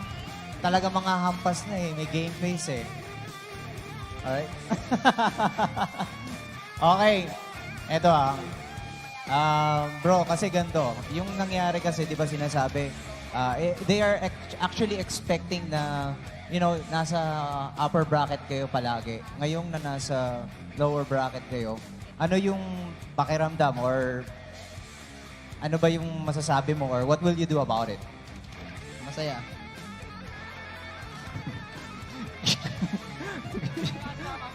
Ito. Maganda sinabi. Masaya kasi nakapasok pa din kami. Oh, syempre naman, masaya. Ito pa, dagdag daw. Masaya kami kasi marami kami madudurog. Oh! Kinouch ka nung kasama mo. Alright, good job. Sarah? Dito naman, so, ang bago niyong coach ngayon ay si Payne, who used to be from Bren eSports. Ano ang nararamdaman niyo na mangyayari, or ano ang nararamdaman niyo ngayon at ano sa tingin niyo mangyayari going up again Bren eSports? Masaya kami kasi hindi kami magpapadurog. Okay, makikita natin. Alright, let's do a handshake before we start our matchup. Let's go. Tingnan natin kung sinong madudurog Okay. Sino nga ba? Sino nga ba? Yung pag-handshake nila, nakita ko, may diin. Sa-handshake Nakita pa ko lang, yung isa, nagdudurog aray, na eh. umaray yung isa, may gigil eh. Hindi ko alam kung sino. So again, guys, for those people who are here and who want to win, by the way, the Realme phones, meron tayong game, Brawl all the way. So just drop by at the Realme booth and register. Group of 5 dapat kayo, okay? So And of pag course, at the Smart booth as well, to check out their promos and the cosplayers. Alright, so there you go. Ito, sa tingin ko, mainit na labanan to. Kasi kailangan lang galingan dito eh. Kasi nasa lower bracket, pag natanggal, ligwak na. Yes. O, di ba? So, ayan na, may mga supporters na ako naririnig. And I think our players are ready. Let's go ahead and pass the mics to our panel hosts. Napakainit ang laban at laglagan portion na nga para sa MPL Season 4 Playoffs. My name is Wolf, your panel host. Kasama ko ngayon ang malulupit na mga analyst natin. Si Doggy, back in the panel. Shin muna, mukhang may laban yata. At eto si Yasu. Bago ang lahat. Gano'n kayo excited sa laban na to? Because this is laglagan portion for both teams. Pangalawa is hindi tayo sanay na nasa lower bracket sila. And lastly, medyo may bad blood yata, may feed yata. Doggy, ikaw mismo nagsabi nito, mainit yung laban nito eh. Like, ito yung grudge match. Grudge match? Yeah, like nakita natin si Payne lumipat nga sa EVOS, now he's a coach. Then, yun nga, yung mga viewers na doon lumalabas yung mga expectation, right? Bakit lumipas si Payne, bad ganyan. So nagkakainitan doon. Yeah. So, in the end of the day, friends is friends, right? Oo naman. Pero yun nga, ang habol ng mga tao dito, kung sino mananalo, kung sino yung magwawagi, this is the hottest. Para sa akin, ito yung pinaka-hot na game right now. And gusto kong makita. Yeah, I was Shinbo. You have to take note, ha? Yung playoffs natin, dalawang powerhouse yung nalaglag, Signal tsaka Archangel. Tapos yung una nating laglagan ngayon, Bren, tsaka EVOS. Again, the fan base nga, di ba? I-assume na natin, as in given niya na friends talaga, tropa-tropa to. Pero, gets mo, yung grudge match talaga, high impact on that one, on the fact that whoever loses this series will take their leave in MPL. So, napakaaga sa tournament. Round 1 pa lang. Round 1 pa lang. Day 1. Day 1 pa lang. Yasu, gano'n ka-importante itong match na to para sa dalawang teams, of course. And bukod sa fact na laglagan na nga siya. Sobrang importante na parang pwede mo nang itaya yung buhay mo para lang hindi ka malaglag. Sa unang araw pa lang, unang series ng lower bracket natin, ganun ka-importante. Kasi if you want it to stay, you have to give it your all. There was a question kanina na about gano'n ka-importante si Payne, yung paglipat nga ni Payne sa EVOS. But before that, gusto ko lang i-reiterate, guys, this is already the lower bracket. You see EVOS PH versus Bren. Winner will have to face Execration pa rin. Mahirap pa rin yung kalaban. And then, mamaya naman, Geek versus Ownage. Ngayon, going back to kay Payne, gano'n ka-importante na lumipat siya sa EVOS? And will this be an advantage para sa EVOS? Or do you think na baka masobra naman sila, baka mag-overtake sila? I want to hear from the guy who knows the players well. I mean, syempre, in the end of the day, magkaibigan yun yung may umalis, di mo alam kung may natanim bang sakit na loob, ba siya umalis, kahit din ako unknown yun. Syempre, nasa privacy na nila yun. But kung pag-uusapan natin sa team, syempre magandang pasok si Payne sa EVOS. Because having a coach is telling na yung draft pick, hindi na yung mga player gagawa, yung coach na mismo. So yung responsibility na yun ni Payne. If magkamali yung draft pick niya, yung mga player, ang isisisi sa kanya. So hindi naman maganda yun kasi hindi na kayo magsisisiyan sa loob ng game That's right. It could help sa parang overboard niya sa team. Pero ito kasi, sa moment na to, nandito na tayo, parang final round na nila. Kumbaga, may potential na game over para sa teams na to. Ano naman ang advantage ngayon ng Bren eSports over EVOS PH? Kasi EVOS PH, meron silang pain factor. And alam natin, Bren nawala. But do you think that meron pa rin sila advantage over EVOS PH? Okay, sige. Feeling ko meron pa rin advantage dito, yung EVOS over Bren PH. Considering nga, una, andun si Coach Payne. Sabihin natin, some of the gameplays dito ng Bren is na-adapt din talaga or galing din kay Coach Payne or naka-experience niya yan first hand and pwede niyang maipamana kumbaga dito sa EVOS. But the thing is, since coach nila dito is si Payne and then we are seeing na iba yung galawan dito ng EVOS. So, medyo, malay mo, bigyan ni Payne ng ibang ulam dito yung EVOS. Then EVOS, they might not like it. Yung binigay dito ni Payne. here's one factor, di ba? So, may connection na matindi itong dalawang team in the form of pain, di ba? Tapos, lower bracket pa, high stakes na laban. Tapos, malalaking fan base pa. Actually, looking into the stats, the characteristics description ng bawat teams na to, sa players, ano din, as in, high contrast din. High contrast din. Yeah. Teng is classified to be the highest damage dealer hero sa lahat ng players ng MPL regular season. Siya yung may pinakamataas na damage, si Teng. Habang ang may pinakamarami namang tinank na damage ay si Honda. So, kulit, di ba? May difference talaga. Nga Bren eSports, that's Doc Ribo, si UG, si Hayes, si Coco, si EJ, at si Teng. What I am questionable about is, I don't know if you agree with me on this one. Nung pumasok si Payne dito sa EVOS eSports PH, naramdaman natin na meron kang changes. Nagbago nga yung draft nila. However, ang pinakamalaking problema dyan is, pwede mong i-argue na meron silang damit na sinusuot na hindi kasya sa kanila. Kasi parang yung lalaki nila eh. Bukod doon. Yung strategies ng EVOS, hindi siya katulad ng brand dati. Do you think na meron ding difficulty yung pagdating ni Payne sa EVOS? I mean, it's so hard to say, pero talagang every time na may bagong player, bagong coach, it's so hard to adapt to it. Kasi yung mga lone wolf yung mga player dati, di ba? Like, we don't have coach, di tayo sanay sa ganyan. Nung ako dati sa coach sa Bren, gusto na wala ako pagong lone wolf na nagbago lahat. So yun nga, ngayon, pumasok naman si Payne sa EVOS, lone wolf yung dati, ngayon may coach, mag-a-adapt sila. Ano ba yung tama? Ano ba yung mali? Susundan ka ba namin? May systems. May mga systems pa yun. Kumbaga magbubuo pa ng chemistry ulit. Totoo. I agree din. As in, may difficulty talaga. It's reflected on the performance here of EVOS. Grabe yung EVOS, nakarating dito sa finals, ha? Hindi naglalaro. Nagdadasal. Naalala ko talaga nung... May winning moment pa, nag-cheer pa yung EVOS, di ba? Alam mo yung last week natin, yung EVOS hindi na sila naglaro eh. Hindi Kumbaga na. nananalangin na lang sila sa mga bahay nila. Dadasal Parang na lang ganun talaga. Yung feeling na ganun, pero still pasok pa rin sila. Ang malupit doon nakakita ko ng parang winning video. Yan yata yung sinasabi ni Shinko. Meron silang celebration. But kidding aside, hindi na kasi nasa kanila yung sitwasyon para may makapasok sila sa playoffs. They have to look for signal na matalo nung moment na yun, nung last day natin. And while it's true na hindi naman siya parang sinuwerte kasi syempre mas magaling pa naman yung performance nila compared sa mga teams na nalaglag. Kumbaga kinash in na lang nila yung kinagaling nila nung nakaraan. Ang question is, do you think that this team will be prepared now? We've talked about yung pag-adapt nila sa pagdating ni Payne. Tingin mo ba yung 3 weeks na gap natin between the playoffs and the group stage will be enough, Doggy? I mean, it's super hard kasi ako nag-i-scout ako ng player, nag-i-scout ako ng team. Right now, ang nakikita ko talagang batak na batak is SGD, Execration, ONIC, going to Indonesia, Bren, tapos Ownage, Geek.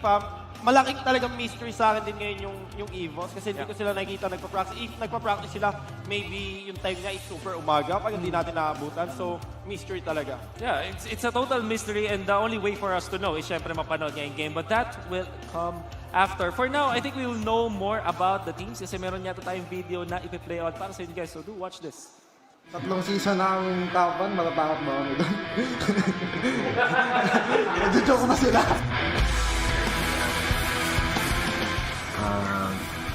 Mahirap. Kasi hindi na katulad dati. Laging nasa top 1 kami. Yun, dahil ng malalakas. Kaya napunta kami sa part na rin yun ng pag-i-struggle namin kasi may mga week na nagpapalit kami ng roster. So, every week talaga nag-a-adapt kami sa new team composition. Okay, ano lang yun. Nagpa-practice kami lagi. Okay lang din naman nasa lower bracket kasi siyempre nasa baba ako. Wala ka naman hindi mo pupuntahan kundi pataas eh. There is still hope though, Bren.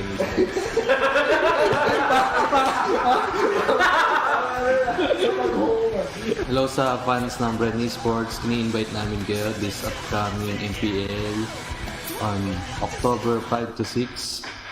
Bill na kayo ng tickets. Kita tayo. Bren lang! Ano? Bren. Ano malakas? Bren lang. Ba't nawala yung malakas doon? Pero if there's a little bit of confidence mula sa Bren Esports, gusto ko pa rin yung sinabi nila na there's no way but up. And actually, nakusap kanina si Coco. Tinanong ko, ano ba, kamusta? Sabi niya, kami magcha-champion dito. Oo, init Yun yung sinabi init niya. sumagot ni Coco Oo, lagi. init sumagot eh. What can you say about Bren Esports so far? Do you think that they're still confident? Kasi, I don't know about you, pero feel ko parang confident pa rin sila eh. Dong, ano nangyari sa Bren Esports? Everything sa buong regular season natin and ngayon hearing it from them, pagbabago. Ang laking pagbabago. At if you look into the stats once more, halos walang repeat heroes yung Bren. Ang diverse ng pool talaga nila. Okay. Walang player na tumataya halos sa 5 picks na parang nakalimang pick na ulit sa isang hero. And I want it, that is a clear signal, lalo pa Mobile Legends itong pinag-uusapan natin. Normally, mga heroes nakadrop, inuulit-ulit lang, di ba? It's they're trying to really like shake things up. So may pagbabago. So, ayun yung sa Bren. Bren lang, baka hindi nga malakas, pero baka something better. Baka meron pa matagdag dun sa Bren lang. Mamaya natin malalaman. Yeah, so you wanna say something about Bren? Yeah, yun nga din yung kumbaga lason factor para sa side ng Bren na hindi mo basta-basta hindi ka pwede basta-basta lang mag-ban kasi napakalaki ng hero pool nila. Sabi nga ni Shinbu, sila yung may pinakamaraming heroes na nagamit na halos hindi na uulit. So yun din yung pwedeng magpalason sa ibang mga team. Yeah. Ikaw, Doggy, kilala itong mga players na to. Do you think that they're still confident? Parang nabasag ba yung spirits nila? Or do you think na okay pa rin sila ngayon kahit nasa lower bracket sila? I mean, ngayon, dahil sa 3 weeks gap na na-practice nila, so madaming na-practice ng hero like tulad ni Shinbu, hindi na pa ulit-ulit yung hero pool ng Bren. That means na versatile na sila.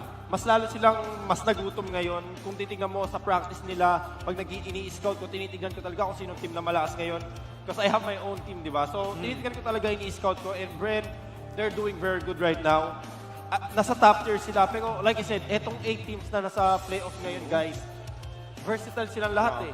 Lahat malakas, walang mahina. Mas lalo na yung point system ngayon sa regular season. It's so insane na walang pwede magbigay. It's super crucial. Every 1 point is crucial. Grabe kasi from what I hear, hindi na nga talaga nagsiscreams yung mga teams ngayon. Parang hindi na sila kasi nakikita lang naman sila dun sa rank match kung saan ay mas mas importante yung nawawala sa kanila. Minus 15 pag natalo, tapos plus 3, minsan plus 1 pag nanalo, di ba? So, talagang sumunod yung rank sa hirap ng MPL. Ganun lang kalupit. So, iba na talaga ang contention ngayon. I think that we are going to the draft pretty soon. Gusto ko kayong tanongin, ano yung mga ina-expect nyo ng mga picks from both teams? Do you think na Leomord is back na ba? Or do you think yung mga Grok, makakita ba tayo ng mga healers pa rin? Yasu, what are your thoughts? Yeah, feeling ko makakita pa rin tayo ng mga healers. And especially, speaking of tanks, Akay pa din. Magiging hot pick pa rin dito si Akay. And with the arrival, dikit sa arrival pa rin dito si Akay. Of course, we've seen that match kanina, no? Execration. They've been rolling out the arrival. Pero malakas ang arrival. Hands down, malakas talaga yung arrival. Pero sa ganitong usapan sa FPL, hindi lang kung ano yung malakas sa meta dapat mong gamitin eh. Ano ka? Ano ka sa player? Diba? Ano yung style? So parang kung paano mo gamitin. Oo, going back, si Chaknu. Yung Akay niya, malakas ang Akay ni Chaknu, pero on sprint. Paano kapag nag-arrival? Yun yung mga tanong ngayon dito. So going back sa question mo daw, Leomord, yes, pwede pa rin. Actually, still Damasha. Inaantay ko lang yung conditions dito kung kailan mapipick up si Masha. I have some theory in mind. Pero, ayun, yung arrival, high impact siya. Hindi ko lang alam kung enough yung time na na-introduce yung arrival para maaral talaga. Totoo. I mean, ayun nga eh. Ang problema sa arrival, ito yung basically pang-counter sa arrival. Gusto mo matalo yung arrival is basically, you don't contest the tower, you contest the turtle. You want clash, you don't want objective. Ayun yung ginawa ng ONIC kanina sa Execration. We just do a clash, wala tayong pake, dito natin sila lalabanan. If you're a rival, okay lang yan. Wala ka ng spell na ibubuga kasi rival ka. And maybe pakita yun ng Bren, maybe kumuha sila ng Kimi na makikita natin, naka-bounty hunter ulit. Or sabi natin yung EVOS na si Dufen, mag-Gushon, tapos si Haji, mag-Esmeralda. You never know, it's so ang lawak na ngayon. Actually, ayun nga eh. So parang Bren, nagbabago. You can expect them as a team who will utilize na naman itong arrival. Habang yung EVOS naman, team fight. Team Again, fight. isa sa mga best and most effective Estes, actually number 1 Estes user ng ating regular season ay si Dexter, di ba? And Estes calls for clumping together, which paid really well sa ONIC kanina, di ba? Nakakatawa nga yung laban kanina ng ONIC tsaka Exec eh. Arrival kayo, and ang gagawin namin, kami mismo yung susugod sa inyo. Arrival is designed to get a numbers advantage eh. Panggulat, kumbaga. Pero hindi ka na magugulat kung yung team mo mismo ina-avail. Yung kalaban mo mismo ina-avail yung surprise. Kumbaga may nakapag-chismis na nung surprise. Oo. Wala kang masusurpresa sa Arrival kung kayo mismo yung sinusugod. Exactly. But the thing with Arrival is, when I ask yung mga players, mahirap din talagang kalabanin yung Arrival kasi technically hindi mo talaga alam unless sobrang nagpe-pay ka ng attention. I think na kapag tinarget mo siya sa basag na torre, talagang hindi mo kita. Correct me if I'm wrong, Doggy? Yeah. Tapos, parang pag sa minion siya, kailangan ma-atake mo muna yung minion para meron siyang parang buff ka na hindi mo siya na-damage. So, it's very hard to tell din. Kaya nagagulatan. If we look back dun sa first series natin, merong sobrang gandang Arrival play yung SGD. Talagang hindi mo talaga makikita. But enough of that, Kufra, priority para sa Bren eSports. EVOS, do you think that they will go back to Grok, to Cho, or to Terizla? I mean, para sa akin, Grok is open. You need to take it. Kasi maganda si Grok pang face check, pang bushi siya talaga. Then maybe the Akai para doon sa Arrival. Pero it depends on how you gonna adapt to it. Kasi, like I said, ibang team hindi pa nakapag-adapt sa Arrival. Tulad na sinabi ni Shinbo, you need to adapt to focus on it at saka doon ka gagaling. But if you didn't practice it, walang kwenta. I would bank on sa sinabi mo rin, Doggy, na it depends. It depends kay, lalo na yung Grok pick. Kasi actually, bro, 41, ang baba. Yung win rate ni Grok. Ang taas ng pick rate, di ba? Pero siya yung may pinakamababang win rate among the mainstream heroes. So, parang may laso na yung Grok dito. I think sa unang tingin pa lang naman na ang meta natin pinifavor yung fighter. Talagang bumibiyak na to, si Grok. Gumuguho na. I love the Kufra bando ng Bren. Kasi it's a big denial on Honda.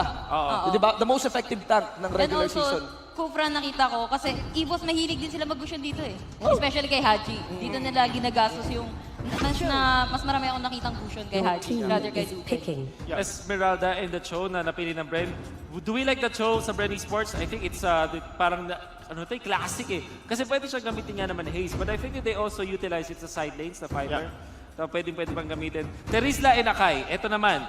You mentioned that Akai is one of the most successful in this meta that we have right now. Do you like this with the Terizla? Kasi parang on personal note, pag tinignan mo, parang hindi sila masyadong nag-work together. Parang, I mean, dahil dito sa third pick ng EVOS, so there you go. Pwede na. Naging pwede kasi they want the sustainability. Terizla is super good sa sustain. Habang bumaba yung health, lalo siya kumukunat, lalo bumaba yung damage, mas gusto niya yun. With Rafaela, sustainability yun. Now, it depends on Bren kung ano gusto nila. Pwede silang kumuha dito ng carry, kaso baka iba niya ng EVOS. This is a mind game right now. Pain is doing his job right now. Pero you see there, di ba? It depends sa Bren. Actually, yung para sa akin, Bren yung may magandang control ngayon dito sa draft. Parang ang merong gustong subukan, ayan yung EVOS pa. I was expecting na yung Bren, yung with their pabago-bago style. Sila yung tatry ng mga Arrival. Pero ngayon, mas favored ng Arrival, ang EVOS. Clearly, di ba? I'm not so sure. I love the composition ngayon ng Bren. Cho is 100% pick ban ng buong regular season. At 54% win rate pa rin. Ang taas pa rin nun. Mga kaibigan, pati rin sa Esmeralda. Oo, mataas pa rin kasi talaga yung hold na binibigay ng isang Cho. Kasi parang instant chingas yan doon sa kalaban nyo. Yung lineup ng Bren, mas madali gamitin. Nakakatuwa dito makita yung Bren eSports kasi nire-respeto nila yung mga pinipik ng kalaban nila, yung mga the best of the best mga heroes nung kalaban nila. Kita ko na ban dito itong si Gushon kasi palong-palo yung Gushon ng EVOS nung regular season. May tanong ako dito, bakit parang hindi pa tayo nakakita ng Hellcurt na plays? When we were talking about this, parang medyo hinahype natin na, uy, baka bumalik si Hellcurt sa play. I think in rank matches din, nakikita natin siya madalas. Kalaban ngayon ng Lunox, will this be the time na makikita ang Hellcurt? Yeah, might be. Kasi Lunox medyo mahirap mag-Lunox kapag ka may Hellcurt. Especially tinaasan na dito yung seconds for the silence ni Hellcurt. Ang hirap pumorma kapag ka Lunox. And I wanna point out yung napanood nating mga laban upper bracket. Yung upper bracket kasi may chance pa sila mag-pocket picks, magtago muna. I'm still expecting the Hellcurt a lot. Walang talo si Hellcurt, 6 na games last season. Hindi natalo ang Hellcurt natin, mga kaibigan. So, that's a lot of expectation, especially with the Arrival meta right now. Nakakatakot dito is that they outpick Haji right now. Kasi nakikita natin sa regular season, Tol, ang ginagamit ni Haji is Gushon, pati Esme all the time. Gushon. And nakikita natin si Dufen laging naglililya. So, di lumabas yun ngayon kay Dufen. So, I think like sinabi ni Shinbo, this pick right now is on Bren's side. Nabibitin ako sa oras natin. Gusto ko pag-usapan to. Pero very quickly, there's the Bruno pick para sa EVOS Esports. Maybe later we can talk about yung Grok na last pick din ng Bren Esports with the Kagura. At nag-appear na yung mga dating magkakampi. Gusto kong tanongin sa inyo ngayon, guys. Ano na sa tingin nyo? Sino yung mananalo? For me, personally, I would have to pick Bren Esports dito on that basis na mas madaling laruin yung kanilang composition. Medyo scary pa rin yung pag-pick dito ng Bruno. But ikaw, Yasu, who do you think is gonna win? Mahirap pumili kasi yung composition nila counteran ang nangyari dito. Counter sa counter. Pero I guess I'll go with EVOS dito. EVOS. If hindi masyadong magiging greedy si Honda. Okay. That's an if. Okay. Nung una Bren ako, ang ganda sana nung lineup ng Bren. Tapos biglang nag-Grok. Ayoko sa Grok ngayon. Kaso ang pumili ng Grok si EJ. Isa sa mga ang laking improvement na player Most ng improved Bren. player. So sige, kahit di ko trip ang Grok, if it's EJ na gagamit, I would bank on Bren. Okay, Bren. So, EVOS, Bren, how about you, Doggy? Wala pa akong mali sa hula ko. 3-0. Sinasabi ko lang. 3-0. Pag nai-issue ka, gumagaling ka mag-analyze, man. Mag-panel. Then, right now, para sa akin, I will go for Bren kasi in-out-draft talaga nila si Haji. Bren, okay. Okay, napaka-short ng sagot dito ni Kuya Doggy. So, it's Bren for me, it's EVOS, then Bren, medyo lugi dito si Yasu. Let's see what our casters think. Dahil ibabato na natin sa isa sa mga pinaka-exciting na duo ng casting ngayon. Sabi nila, ang tawag sa kanila is double cheeseburger. Ewan ko yun talaga, pero papasok na natin. Butters and Baymax. Nagbago na. Nagbago na ang tawag sa amin. Hindi na kami yung double cheeseburger. Kami na yung kilograms. The kilograms. Alam mo bakit? Kasi 500 kilograms. Ayos ba yun? Ako nga pala si Butters. Kasama ko ngayon si Baymax. And we will be your shoutcasters for the first series ng lower bracket natin. And anong sabi ni Doggy kanina? Yung predictions daw niya, lahat tama pa. So tignan natin kung magkakaroon ba ng bangas. Dogs, paramdam ko kailangan sabihin ito eh. Pero I hope your predictions make it out in one piece. Ayos ba yun? Let's head into the game, mga kaibigan. Let's head into the game. Ayos ba yun? Ayos yun. Bren Esports versus EVOS PH. Yan ang ipakilala natin ng picks dito ng Bren Esports. We have Coco for Chu, EJ for Grok, Ribo for Esmeralda, UG for this Kagura, and Hayes naman for the Kufra. For the side of EVOS Esports PH, it's going to be Honda on the Akai. It's going to be, hindi ko na alam kasi hinati na sa tatlo. Pero okay lang yan. Dexter will be the Rafaela. Dupen will be playing the Lunox. At yun lang ang nakikita ng aking mata sa ngayon. Yes, so yan nga, we have yun nga on the side. Counter jungling yata coming in from EVOS dito mga kaibigan. Kitang-kita natin. Whilst on the other side, counter jungling din naman from Bren. So, actually, pareho lang sila. But nauna rito na makapag-clear yung ating EVOS PH. So, going on to the top lane. Tignan natin kung kakaroon ba ng bakbakan dito kay Butters. Si Coco, tignan mo yung ginagawa. Medyo may pagka-militar yung galawan ni Coco dito. Tamang gangster, no? Naggagalawan lang, nagtatago sa gigilid. Ayaw niya talaga pahuli dito. Ayaw magpahuli. Sinazone out siya just because having a Cho there in that specific area, malaki yung chance na maagawan sila ng buff just because of one physical attack. Yes, tama yan. Pero here on the bot side, Bren Esports just now taken the crab dito compared to EVOS na kanina pa nakuha. So medyo, I feel like, malilate sila ng konti sa rotations. Oo. Pero sabi dito ni Dufen, ako ang mid laner nyo ngayon. Ang gamit ni Haji dito, it's going to be the Bruno. It's one of the, probably, let's say it's a pocket pick. Pocket pick. Ng isang EVOS Esports PH. Na pag dumating yung pinaka-late game, kahit yung Esmeralda, hindi niya kakayanin yung damage output. Yes, true naman yan. Nakita naman natin yan during the regular seasons, di ba? Nang isang Bruno na overfed, kahit tangke, kaya niyang saglitin na once magka-item dito ang isang Bruno. So, Bren Esports better take note dito na si Haji, hindi dapat nila mapalakas. Hindi dapat nila mapalakas. But, the main idea is, kailangan nila ilayo si Haji dito lagi kay Coco. Because Coco, as long as he gets the way of the dragon dito, kaya Haji, malaki yung chance na may follow-up na kasama. May follow-up na kasama. Yes, tama ka nga dyan kay Butters. Pero let's see dito sa mid lane natin. Tamang clear out ng kanya-anyang wave. Wala pa masyadong harasan na nagaganap. 2 minutes into the game na tayo. The turtle is up for grabs. Pero wala pa atang kumukuha. Tingnan natin kung magkakaroon tayo ng contest. kung may kukuha. And Hayes dito, minamaso-maso, unti-unti, killer dito, just holding the line. Sabi niya, bawal kayo gumalaw dito. And right now, EVOS Esports PH is looking really good. Naku po. Wala silang masyado binibigay, pero kakasabi ko lang, binati ko ata. Naku po, with the penalty zone, hindi nila kayang palagan dito. Hondas with the Akay dito. Naku po, tamang bugaw lang din. But Hayes will be taken down by the Akay dito. EJ trying to run away but will be followed up pa dito. Jitkundo coming from Coco with the way of the Dragon combination dito. UG with the free hit on the side. Nako, nakakuha na pati yung Lunox natin. Nakuha yung Lunox natin, and that was a very good reaction coming out from Kuya Coco. Kuya Coco nang galing pa sa pinakamalayong lugar. Pinakamalayong lupalop. Ang norte. Norte sa pa eh. gitna, sa central, papuntang Baba. south. Papuntang south dito. Pero eto, speaking of south, napapunta na nga dito ng south si Coco. No? Medyo pulado na rin siya. Kaya delikado na. Nag-back na lang din sila. No? Even nakuha na naman nila yung turtle. Okay, but si Hayes dito, he's doing Hayes things.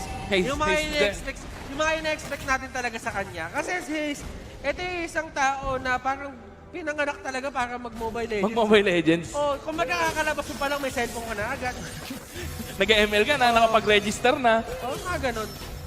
But the main idea is, Bren Esports, they're still doing their jobs. Ang pinaka-main problem lang naman kasi usually ng Bren Esports, may kita mo ngayon, is when they drop the rotation, wala nang balikan. Wala nang balikan. Because everyone does what they want to do. Yun ang nagiging problema.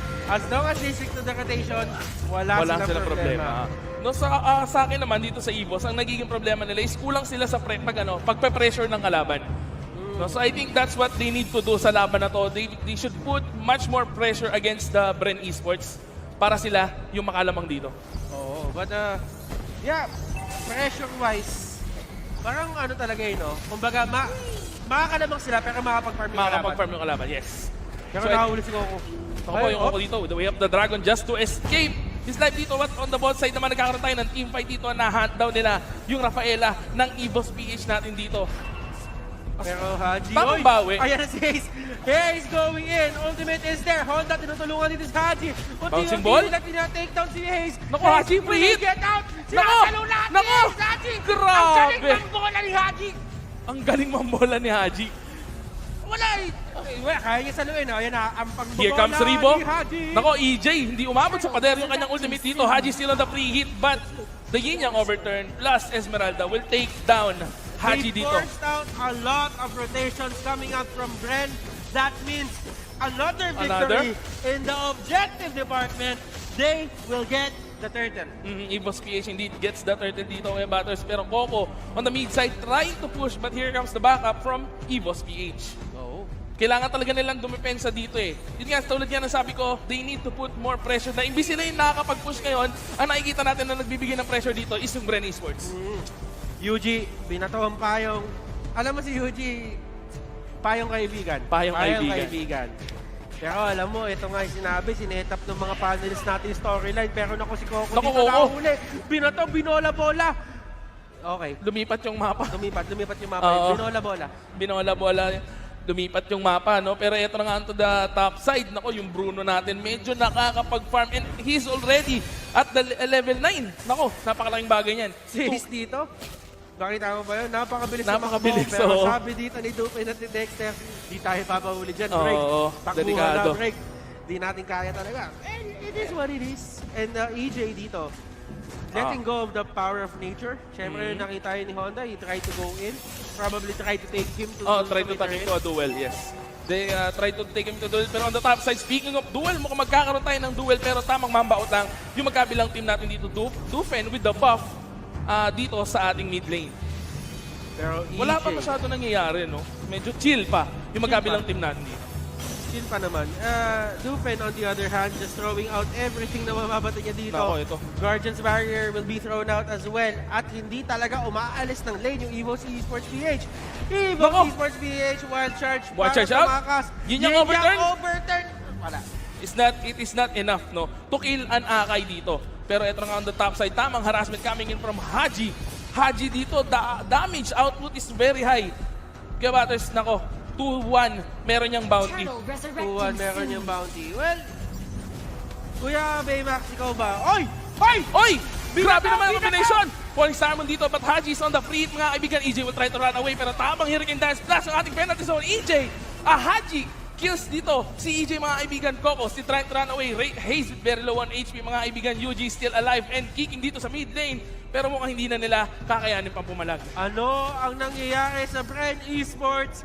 Madaming madudurog o sila ba ang madudurog? Nako. Mukhang lumalabas na yung pressure power dito ng EVOS PH, kaya Butters. Oo, kakasabi lang natin na wala silang pressure power. Pero ngayon meron na. Nagbago. Ang bilis. Ang bilis ng pagbabago. Sana all mabilis magbago, no? Ay, wala. Ewan. Bahala ka dyan. No, pero ito na nga, speaking of bahala ka dyan, ako medyo iniwan nga nila dito. Si EJ, no, siguro bahala ka na dyan. Kaya mo nang izone yan. Pero hindi, medyo masakit na nga yung damage dito ni paring Haji. And Honda doon, nakita mo ba yung pinagagawa niya? He just tried to bait out another skill bago siya tumalon gamit yung kanyang 1,000 pounder. Kasi yun naman talaga yung pinakatrabaho niya dito is to soak up all the damage na pwede ibata ng Bren eSports para pagka dumating siya kay para pag dumating sila kay Duven, dumating sila kay Haji, wala na silang kahit anong skill. Tama. No, pero actually, that's a very good technique dito, no? Coming from Honda. So, kapag na-utilize nila yung ganong technique, no? Medyo mahihirapan din during team fights yung Bren eSports kasi wala na nga silang skills. Pero sa totoo lang, Baymax, hindi rin takot dito yung Bren eSports sa madalang late game to Meron silang show Nako, speaking of hindi sila takot, ito nga ang Bren eSports natin diving into the turret zone sa bot side. What a nice comeback. Galing sa Bren eSports with the double kill ng Draman. Penalty zone will be activated pero wala siyang mahuhuli. Under the third, Killer still chasing UG dito, mga kaibigan. Here comes the follow-up. Dexter and Dupen, tama nga laser beam kami dito. Nako po, medyo walang damage. Dupen, grabe dito yung slow, hindi siya makaabot. Here comes Rimo! Grabe naman yung Falling Star Moon. Tamang wasiwas dito, tamang wasiwas doon. Hinahabol niya si Killer even though under the third, Dexter still alive. But Rimo with the triple kill doon. Sino Carlito kasi? Walang Carlito kasi! Ang meron si Carlito, Jack Don, Rimo! Ano ba yun? Kakaiba yung galaw ni Rimo dito. Ito lang yung katotohanan na ayaw magpalaglag ni Rimo. Yes, totoo yan. First time natin in the history of MPL na makikita mo yung Bren eSports nasa first round ng lower bracket. Nako, kaya nga siguro ginagalingan nila ngayon. No? Sabi nga nila kanina, masaya sila kasi mas marami silang madudurog. So I think pinapakita na nila ngayon na kaya nilang gawin yung sinabi nila kanina. Dexter, tamang takbo, tamang talon, dribble lang konti. Tamang harassment kami in Bren eSports dito. Medyo nakakalamang nila sila objective-wise, mga kaibigan. Also, the kills, gold lead nila hindi naman ganun kalakihan Kayang-kaya pang habulin ng EVOS eSports yan.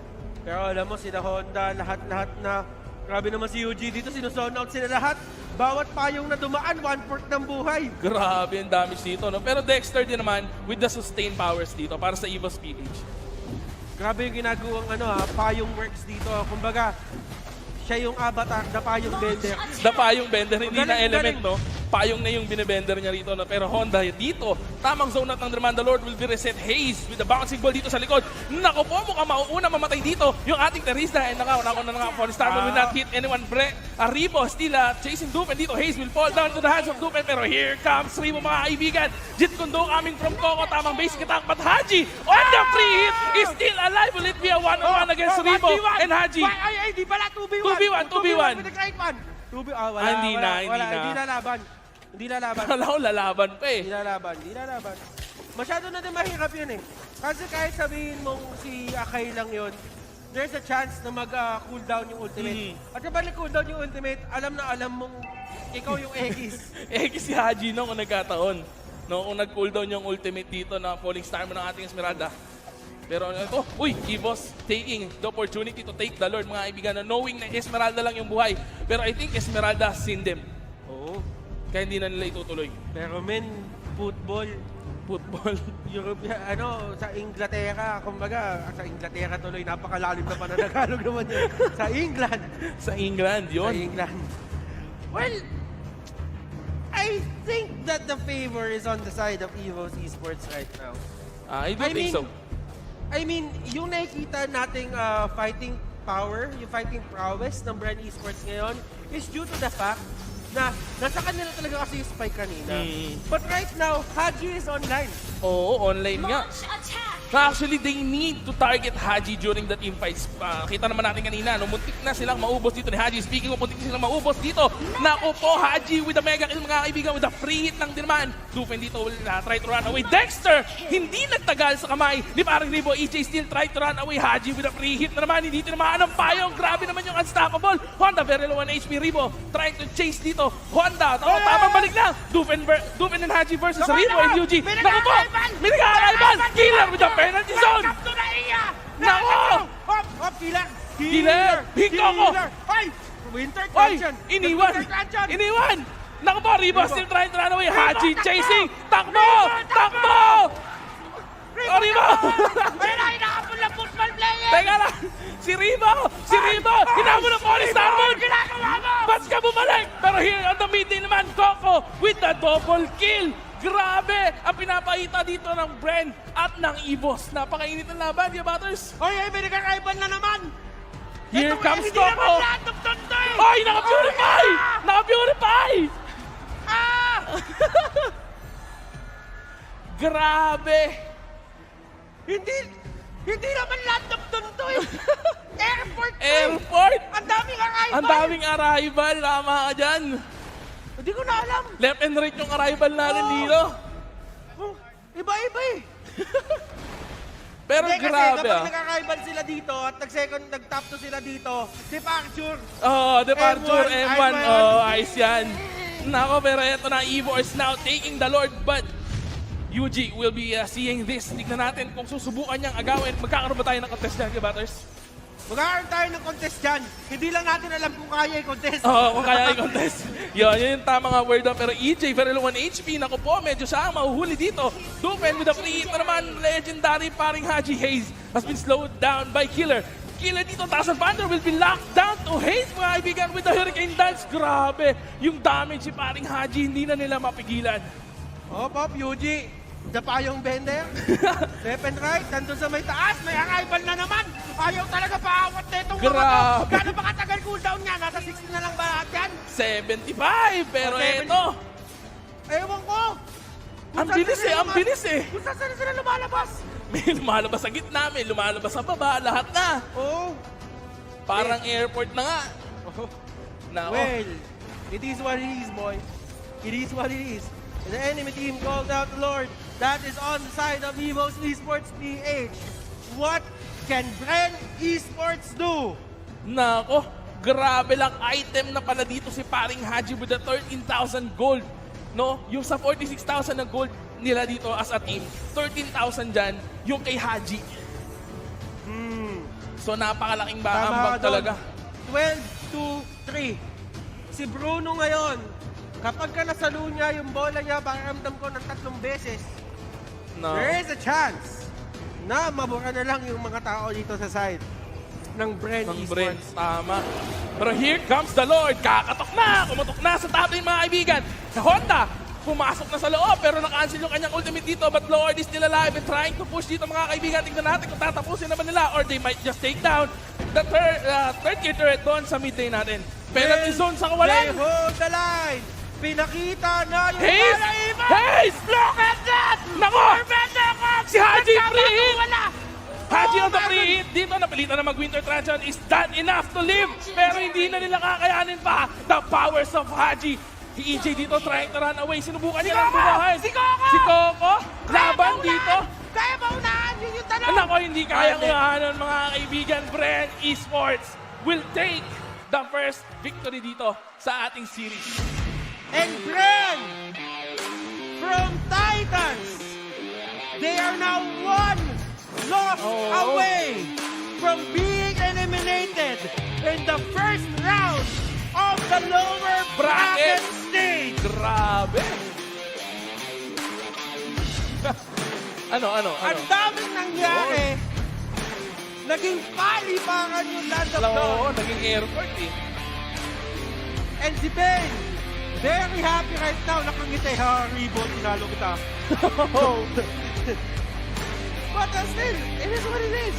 EVOS was the better team coming in to that game number 1. Yes, tama. Yan, niyakap na. Niyakap na. Niyakap niya, sabi niya, pre, galing mo. Galing mo. Bata mo ko. Bata mo ko. Here's what it is. That game was nerve-wracking and at the same time exciting. Exciting, yes. Tama. Kasi grabe. the moment na nakuha ni Haji yung rhythm, getting 2 kills early on, that is in a way, a testament na kahit sinong hero na gamitin ngayon sa meta na to is actually playable as long as you have the proper strategy. So this is how open yung meta natin. Yung meta natin ngayong season. No? So grabe pala talaga. Yung 2-0 na yun, yung nagsilbing starter sa nanlalamig na katawan ni Haji. Hindi sa daw yung naisip. Parang ramdam ko, pa nalalamig katawan mo, mag-jacket ka eh. Mag-jacket ka? Pero alam mo yung sorta ni Wolf kanina. Ano? Sabi niya kanina, nagsusuot ka daw ng mga damit na hindi daw para sa'yo. Okay lang yan. Kaya, hindi talaga para sa akin kasi galing ko kayo. So, it is what it is, mga kaibigan. That is going to be game number 1. We will be passing it on to our panel. Panel. Ano nga bang pulso dyan? Thomas Kilograms, was a very, very, very surprising game. Ang una kong tatanungin ngayon sa ating panel ay yung nag-vote sa EVOS. Yasu, what happened? Can you explain ano yung nakita mo sa draft? Bakit ka nag-favor sa team na to? And they actually won it in a very interesting manner. Well, if you're asking about the draft, andun din yung factor na they went for a Bruno pick na pinag-uusapan natin na tipak-tipak yung damage. Hindi siya yung marksman na gaya ni Granger, kada last bullet lang yung kanyang critical. For Bruno kasi, dasaluhin mo yung bola, masakit. And then, napapunish niya ng gusto si Esmeralda. And nabanggit ko rin kanina na if hindi naging greedy si Honda. Kasi naglaro sila as one. Yeah, it was. Diba? Baka sa akin, lumakas yung EVOS. Promise, mula regular season. Ang lakas nun kasi the main reason na pinifavor namin yung lineup ng Bren is because it's very easy to pull off, di ba? Tapos yung EVOS, parang ang dami nilang gustong gawin. At lahat na fulfill, man. Yes. You know, yung mga arrivals. At yung Bruno, ni-nerf na yun, ha? Ni-nerf na yung Brunong yan. Well, ako nga dapat talaga EVOS pipiliin ko eh. Napilit na ako ni Shinbu. Kasalanan ni Shinbu.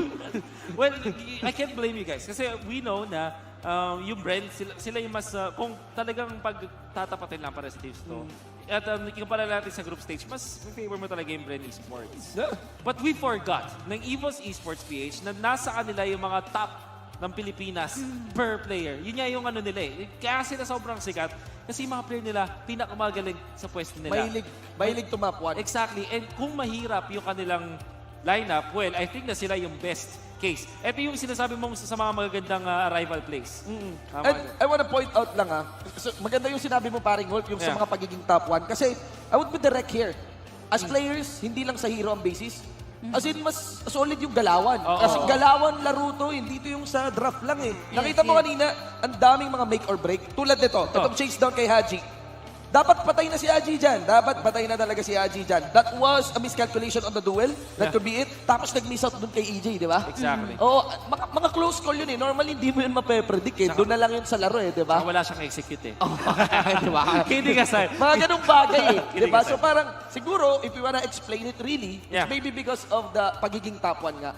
Sa galawan, sanay na sanay, ganun. Kumbaga yung kanilang galawan kasi is, nako-convert nila yung mga mahirap i-pull off to a victory kasi kaya nila. Haji, one of the best marksmen doon sa group stage, now the MVP. But Yasu, anything else you want to say about that previous game? Yeah, pinag-usapan din natin ng mga nakaraan na EVOS dito, mahirap silang i-close yung kanilang mga kinocommit na teamfight. Pero EVOS, nahanap nila, I think, yung sagot doon sa tanong na kung bakit medyo tumatalong sila ng mga umpisa ng regular season. Kasi bago mag-end yung regular season, EVOS PH, naglaro sila as one. Kasi sabi natin, oo, magagaling sila as a single player. Andito yung mga top players. Mga top 1 sila, oo. Pero nung mga umpisa ng regular season natin, naglalaro sila as solo-solo. But then, before matapos yung regular season, nagkaroon bigla ng chemistry. Kaya sabi ko, if hindi magiging greedy si Honda, kasi talaga, minsan nakikita mo si Honda, papasok siya. wala siyang kasama. And then mamamatay lang siya. Sayang yung initiation. Kahit apat yung mahuli mo, kung wala ka naman follow-up, sayang din. Kaya nga yung Bren kanina, nag-Kufra first pick eh. Dininay kay Honda yung Kufra kasi parang ang pakiramdam ng mga tao, pag walang Kufra si Honda, nag-error si Honda. Diba? Eh ngayon hindi. But we don't know. Actually, may recent post yata siya, hindi ko maalala kung kailan, pero sabi niya, malapit na mag 1,000 games din yung akay niya. So, baka mukhang pinractice naman yata. Kaya pala. Dog, anything else you want to say about EVOS and their performance doon? I mean, ang ganda ng laban kasi clash over clash, arrival to arrival. Tiba-tiba. Talagang sulit yun. Sulit eh. Sulit ang bayad. Pang YouTube. Second game sana ganun ulit. Like, di katulad kasi na kaganina like sa SGD, super low ng kill, SGD versus Sunspark. Then Exe versus ONIC, super one-sided. And then you're seeing Ito na, like, oh my God. Like, na talaga eh. Bakbakan. So, ang masabi ko lang, sana ganun ulit second game. You know, the only thing that I can comment on Bren eSports naman is, kung ang EVOS ay naglaro together as a unit, parang sila yung medyo hiwa-hiwalay. But they actually chose to. Kasi ang kanilang naging strategy was have Coco split push. Yes, I'm not entirely sure if there will be changes sa draft kung doon or sa strategy because we are jumping in. But you agree with me, Shinbo? Do you think na medyo napasama sila dahil doon? Na-timingan ng counter. Na-timingan ng counter. I feel like the Coco plan was very effective. Cho is still very strong in my opinion. The 4-1 ng Bren dito. Kasi solid talaga yung teamfight comp nila. Even EJ was stellar on the ground kanina. On that last swing tapos follow up ni Ripo, di ba? Yung mga konting misplay lang talaga. Pero pag dinenay natin, pag inisip natin yung mga parang 1v2, 2v1, yung hiwa-hiwalay na fights. Mga skirmish sulit na sulit split screen natin eh. Oo nga. Dami mga laban na hiwa-hiwalay. Ang dami ng habulan sa game, pati yung cameraman natin, mahabol din. Sa mga ganung laban, ang nakakalamang, EVOS. Definitely. Instead of the lineup, now we are seeing Kaja na naman ng EVOS eSports dito. X-Borg naman para sa Bren eSports. Ano kaya yung ipa-prioritize dito? If you are EVOS eSports, what's your first pick? Your team is Do you go for Akai? Go for Kufra? I mean, nandun na tayo. Pwede mag-Kufra, pwede mag-Kimi. So, Kimi yan. So, basically ngayon yung Kimi is not very pickable kasi nga dahil sa arrival. Pero I'm sure EVOS want to pick that Kimi just to clash all the time. Tulad ng first game. So, bakbakan ulit to. If they will use it just to, ano ba to, makakuha lang ng objective, napaka-useless na ngayon. Like, arrival nandyan, pwede ka ma-deny.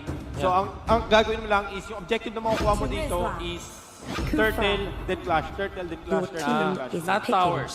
Not turrets. Hindi pa siya lang. Ito na naman tayo, parang leaning against Brent, leaning against EVOS na naman tayo. Kahit ako din, di ko rin trip yung Kimi.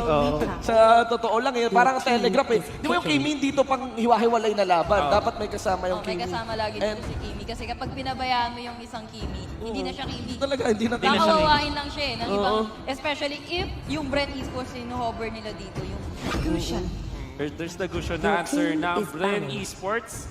Gusto rin natin dito yung Kufra and the Terizla. Although, mayroong strength pa rin dito ang ating Kimi laban sa mga specific heroes ito. I think that Bren eSports sobrang komportable nila. Nakita natin yung arrival sa Terizla. Parang gana din naman eh. Parang nakita natin kanina sobrang ganda. But for Bren eSports, what else do they need to go up against the Kimi? Okay na ba sila dito sa Gusion Kufra? Solve na ba sila dito? Or do you think that they need to add more? I mean, depende kung ano yung lalabas sa ban dito ng EVOS eSports. So, all depend on that ban kasi may kita lang kung ano yung pickable. So, nakikita natin dito, Esme.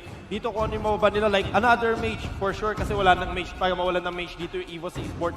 Bren can deny that. And then after that, go for a sustainable like a marksman. Sabihin natin Granger. Pag may pang late game sila. Kasi itong may marksman kasi yung EVOS eSports. So they need to capitalize on that system. Then pag may pang late game yung kabila, dati pang late game din tayo. I like the ban on the Lunox to. Parang inuubusan nila ng mid. That is what. We could go for the heroes here. Pero ang gusto ko mapansin ng mga audience dito at lahat ng nanonood, yung biglang change in pattern ng EVOS. I'm not so sure nga kung baka pumili pa rin sila ng healer dito. Just because of the Kimi. Sometimes Sky Shield lang medyo sapat na sa Kimi like Atigi, di ba? Or Rafaela. Or yun nga, Rafaela. Pero talagang biglang nagbago ng playstyle ang EVOS dito. Kasi usually nakikita natin EVOS sila yung nagka-capitalize ng mga 2 mages sa lineup nila. Kanina puro one support, one mage. I was thinking na magre-repeat lang sila ng parang lineup nila. mula dun sa game 1. I was thinking din, kanina nung tinanong mo, parang anong plano ng Bren dito? Kung po 4-1 pa rin ba? Yung Bren may mag-split pa ba? For the longest time, we've known the playstyle of Coco. Even nung marksman pa siya. Pinapa-solo talaga si Coco. The question here is, for players like Coco, yung arrival meta ba against him? Kasi kanina na-counter yung Cho niya, hindi dahil sa labanan hindi mahina yung Cho niya. Pero kung ano yung split attempt niya, kung walang arrival yung larong yon, baka nagkaroon tayo ng split push complete ni Coco. Ngayon talagang parang di na gumagana, di ba? So this time we will see Rafaela AD, di ba? Ito yung pinapag-usapan natin kanina na totoo nga at mukhang may nasa video na. Ayo, si Freya at saka si Yuri, pangalanan natin. Ayan, like and share. At si Sale. At syempre si King. Ayan, pasikmuraan yung katabi ni Chicks. King Cosmos. Uy, may nanalo na ba dun sa yung unang mga sigura dyan? Anyways, do we like the last pick Claude dito for Bren eSports? Sama nyo na rin siguro kung ano inyong predictions for that game. Let's start with you, Yasu. Do you like it? At ano ang Ako for predictions Bren mo? eSports dito, if and only if Coco, kung makakapag-farm siya, since iniiwan nga dito ng Bren eSports itong si Coco to farm, and then saka nila idalabas ng late game. Kasi for me, superior pa rin yung damage ng isang Claude, yung pasok ng isang Claude, comparing sa isang Kimi. Ang hirap harapan ng isang Claude, lalo na kapag Kimi ka, na itututok mo pa. Yung Claude, you just give it. Yung ano mo, yung Blazing the Wit mo. Tapos galaw-galaw ka lang. Galaw-galaw ka lang. Mas mataas yung mobility kumbaga ng isang Claude. I'll go for Bren. Bren eSports naman, Yasu ang tanging tumama kanina. Ikaw naman. There's little contrast on this draft. Medyo blurry. I'll just bank on game 1 sa galawan nila. I would go on EVOS. EVOS? Okay, aba. Ikaw naman, Doggy. Ayoko na shit. Oo, kasi di mo na ako maloloko. Papaaway ka sa akin. Hindi. Okay yung pinik dito ng Bren kasi sabi natin yung 4 na pinik nila yung 4 na pinik na first melee. So they really need to take marksman there so that marksman kay Coco comfort pick yung Claude. Tapos kasama pa doon si Rebo ang kasangkas ni Claude. So basically 6 sila. So I will go for Bren. Alright. I'm gonna, so actually for me this time I'm gonna go with the EVOS. I think ang ganda nung pick nila dun sa Kagura at Rafaela. I think yung Kagura comfortable pa rin si Dufen dito. Now, ang pick ni Yasu is Bren. Ikaw ay EVOS. EVOS, yeah. And Bren. So, mukhang even pa rin yung Andrina dito. Gusto ko lang tanungin pala is, sa tingin nyo ba yung mga tipong mga Claude ngayon is okay na, viable na mag-flicker talaga sila? Kasi from my perspective, I thought na yung nerf dati dun sa Claude ay nagkaroon ng problema yung BMI cooldown. Pinahaba. So my prediction actually is EVOS. Are we seeing flicker kay Claude dito, do you think? Yeah, basically, pagka may kalaban kang Kimi, flicker Claude, Oblage yun. And then, if may kalaban ka naman Chuda, will be a purify Claude. Basic lang yun, kasi di naman sa basic, kung iisipin pa sa Claude user, you just need to be comfortable pag may kalaban kang crowd control or wala kang crowd control na kalaban. Kasi it's all because of you na, sabi natin, pag umabot ng late game, it's on you na. If na crowd control ka, na-stun ka, na wala kang purify, kalaban mo Chu, you're basically a dead Claude. Yeah. So kailangan yung purify or pagkakalaban naman Kimi, flicker just to go the gap closer. Yeah, so now that we saw yung mga predictions sa mga panelists natin dito, ang tanong is, move na ba tayo sa Game 3 or will this end sa Game number 2? Sasagutin yan ng malupit na duo ngayon. It's the Kilograms! Please take the floor! Maraming salamat sa panel and nagkamali na si Doggy. Naloko siya ni Shinbu. Nagkamali si Doggy dahil naniwala kay Shinbu. Tinopala yung yung costume ni Shinbu ngayon. Di ako maniniwala sa mga Mukha ganyan. pang pagkakatiwalaan. But still, it is what it is. We are the Kilograms. I am Butters, he is Baymax, and let's head into the Land of Dawn for game number 2. Possible last game of this series. And that will be in a while. Yes, in a while. Actually, right now. talaga. Nasay ko tayo. Nasay ko. And this is game number 2. Bren eSports, 1 loss away from being eliminated in the first round of the lower bracket group. Yan. Nako po, ito na. Very low on HP. EJ still chasing dito pero tamang slow lang naman just to escape the death. Pero EJ din as well. Very low on HP na from the harassment of Kimi. Pero here on the mid lane, makakakita yata tayo dito ng invasion kaya Batters. Aabot pa ba sila no, laban. Sa ganito kabilis sa invasion, Killer dito namataan na nagkakaroon ng invader, wala siya magagawa. Tamang bato na lang ng payong dito. EVOS medyo mapag-iwanan sa level. Revo activating the arrival on the bottom side. He got the arrival, he used the arrival na lang kasi that means, kasi hindi pwedeng mabawasan yung bot lane turret na yan. Yes, tama. That is technically the top lane turret on their side. But still, hindi talaga nila afford magbigay ng mga early na towers, na turrets ngayon. Kasi si Haji, hindi pa nga online, may nakuha ng turret. Oo, nawalan pa ng buff yan. Makahabol. Nako po, speaking of nawalan ng buff, here comes Ace with the arrival once again. Tamang Jeet Kundo, pero na-stun ng ating parang Honda rito. Jeet Kundo, knocks up Honda, mga kaibigan. Honda very low on HP, pero hindi kakayanin Haze. Still on level 2 pa lang din naman kasi sila. And at the same time, kung nakita mo yung targeting na ginawa nila, Reba was trying to go for the course. For the course, yes. Ang ginawa ni Haze, kinulit niya yung Lolita. So there was no way na magkalapit sila and they could have gotten a kill in one dun sa mga heroes na hinabol nila. Tama, pero ito, medyo tamang pakiramdaman na naman para sa magkabilang team natin. Nakita naman natin, Dufen dito, level 4 compared to UG na already level 5. Honda actually is at level 2 dito sa bot lane. Well, yan talaga yung mga yan talaga yung mga times na hindi nyo nakuha at naagawan kayo ng isang golem lang. That buff is actually, does actually provide huge chunk of XP. So if you don't get it, medyo nasa alanganin ka talaga. EJ dito going for the bouncing ball. And here comes the Daisy Duet. Penalty zone. Nagkakabulan dito. Oh my goodness. Double kill. Bren. Just going in and out. Grabe. Ang pinapakita ngayon dito ng Bren mo, ang sabi nila, kami naman ang magpapakitang gilas ngayon. Honda, what a nice dodge. EJ dito tinitarget ng turret. Pero Honda will not hit anyone with the stun.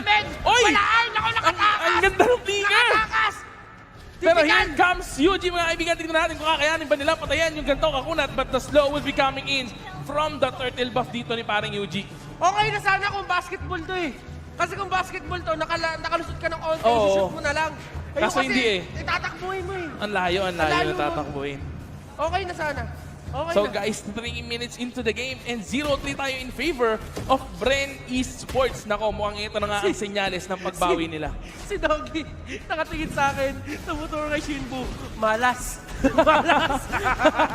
Kung sino yung pinardik. Pero here comes another team and mga kaibigan, Dufen will fall down. EG very low on HP but Dexter might fall down, mga kaibigan, pero nauna pa rin dito yung ating Kufra. Yuji trying to run away. Here comes Haze, mga kaibigan, with the Jeet Kundo. Coco with the free hit. Killer trying to run away. Mga kaibigan, hindi na yata pakakayanin tumakbo. The slow is not enough to keep him alive. At ito na. Claude will take down dito, Killer.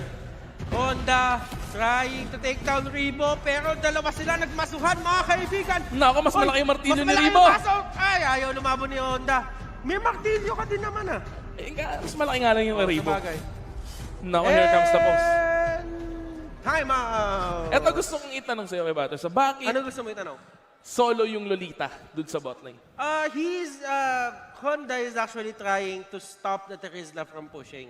And kapag may Terizla kasi yung isang lane, you should always, sabihin natin, relegate one hero para i-push yung lane na yon. Sabihin na natin, Terizla isn't really one of the best sabihin natin in terms of, what do you call this?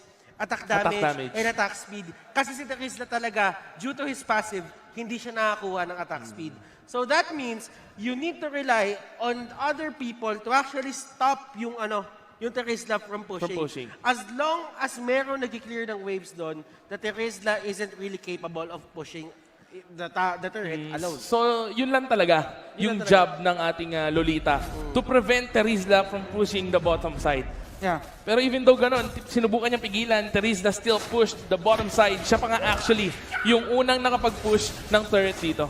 And to be honest, right now, I don't really think that the Lolita can do anything in terms of in terms of protecting yung EVOS Esports PH dito against the heroes of Bren Esports. Nako po, but Honda here trying to follow up on the top side with Dexter. Wala silang damage output dito.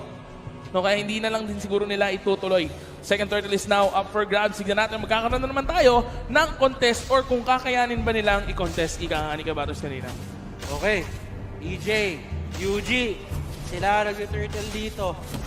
Pero iba ang landas na tinatahak ng EVOS Esports PH dito. Honda? Tatlo silang kumukuha ng back.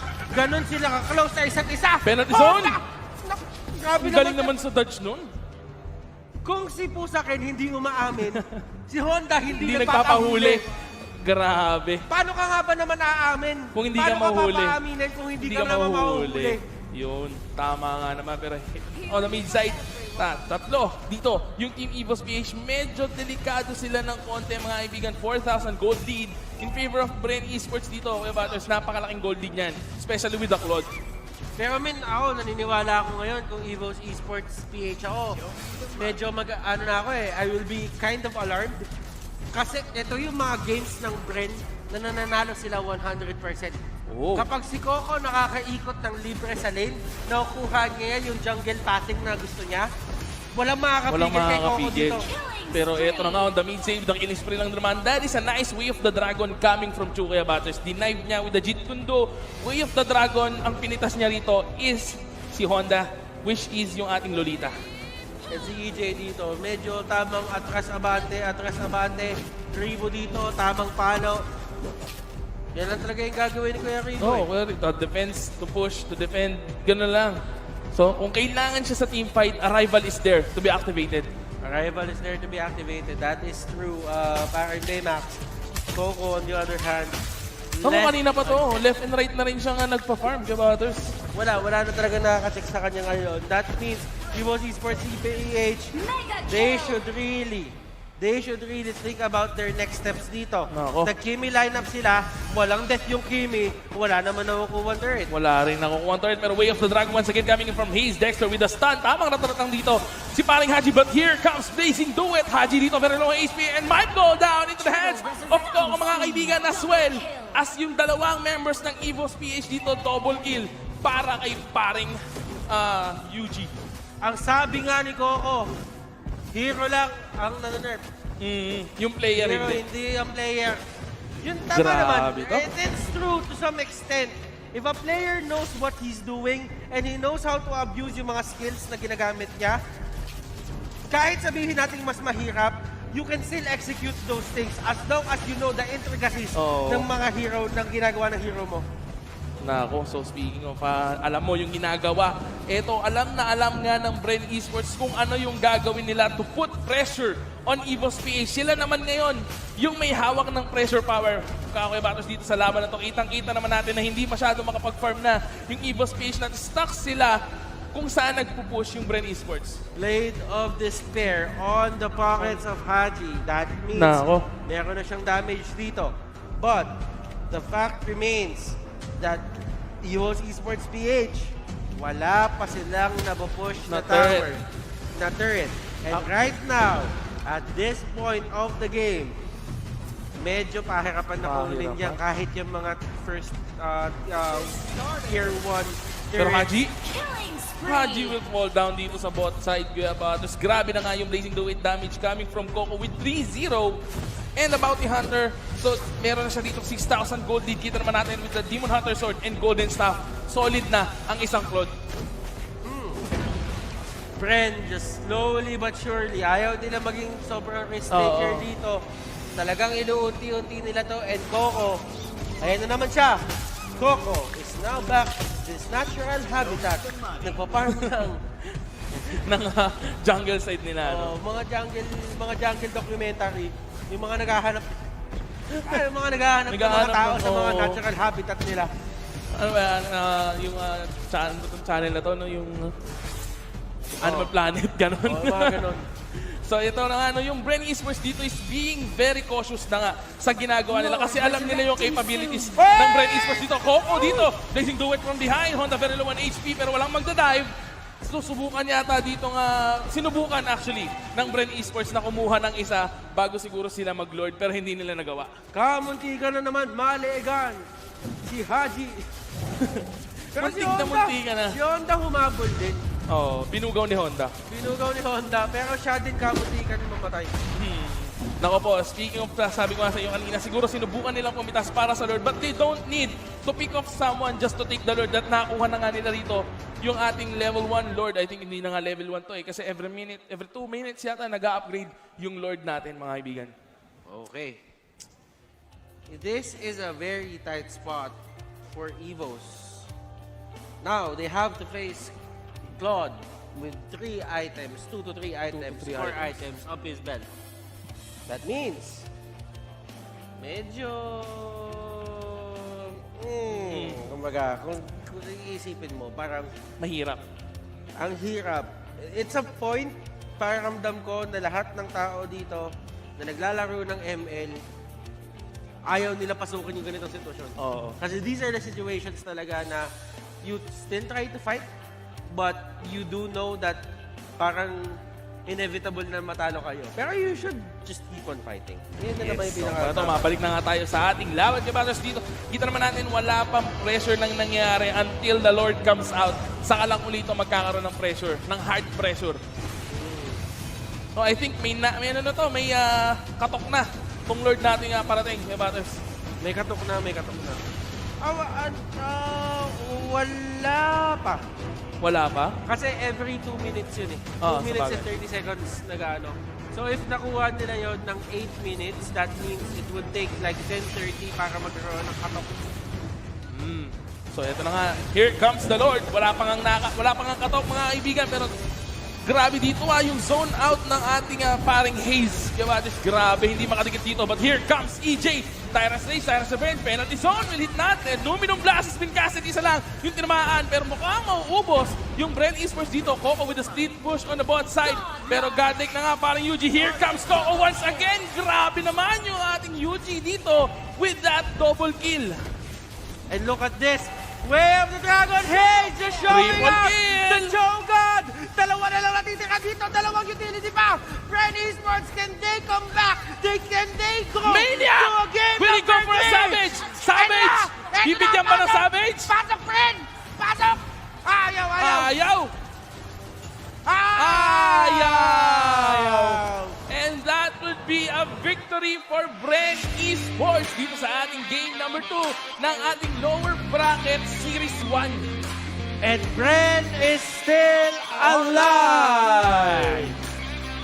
So 50-50 tayo ngayon sa EVOS and Bren. Tatandaan mo, si Doc Rivo, binuhay ni Doc Rivo yung mga kampi niya. Nakuha nila yung Claude.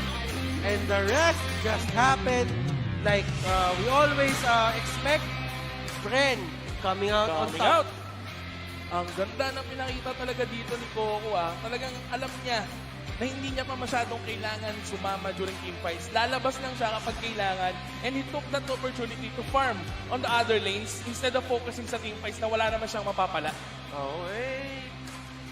There is pressure din talaga on the map. As you've said, both teams can pressure the other team. But the fact remains na sino nga ba yung kaya makakomeback dun sa pressure na yon? Both teams didn't really show us yung trait na yon. And for game number 3, pakakamdam ko, dapat ipakita nila.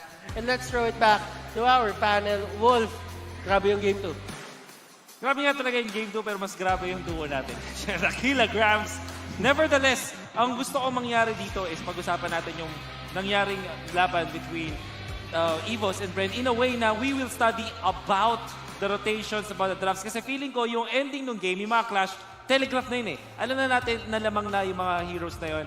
Pero what happened before that? I think si Doggy, you explained to us before, merong rotation na ginawa yung Bren kung bakit sobrang lamang nila. Yeah, super insane ang ginawa nila. So ginawa nila yung Teres na pumunta sa blue buff nung EVOS, kinuha nila yung blue, tapos nag-arrival siya sa bot, tapos na-secure nila Coco yung blue buff sa taas, tapos din yung sa bot side nila. So 3 blue buff sa kanila, and then Hayes with that arrival. Hayes with the arrival. Phenomenal. Spam eh. Yeah, ibang klase. Spam lang si Pai, tapos yung arrival eh. By the way, hashtag easy predict. Easy predict. Easy predict. Easy predict. Ako ngayon ang predict, Lord. Napasa sa'yo yung season 4. Napasa sa'yo yung sumpa. Now, actually, ang tatanungin ko dito, guys, is what is the secret? Bakit ganito pa talaga kalakas yung arrival? Is this what you expected nung nangyari before this tournament na ganito ba ka-broken or ka-lakas yung arrival?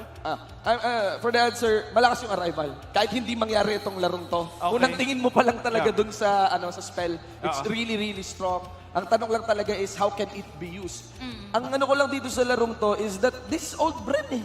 Yuji on Gusion, Hayes on Chow, classic no? tapos Coco on Claude. As in, di ba? Ito yung mga nagbarka during the past seasons para sa Bren Esports, tapos sinamahan lang ng arrival. Yeah. So, ano yung effect ng arrival nito? Sa isang team na ang kalibre ay Bren Esports playing their classic picks, di ba? O kumbaga, sanay ka na dun sa mga heroes and then sasamahan Tapos mo pa gumanon ng pa. panibagong Mechanic skill. na malakas. Panibagong spell na malakas nga. Na alam mo din kung paano mo i-maneuver. Alam mo din kung ano yung... It's not about just the spell eh.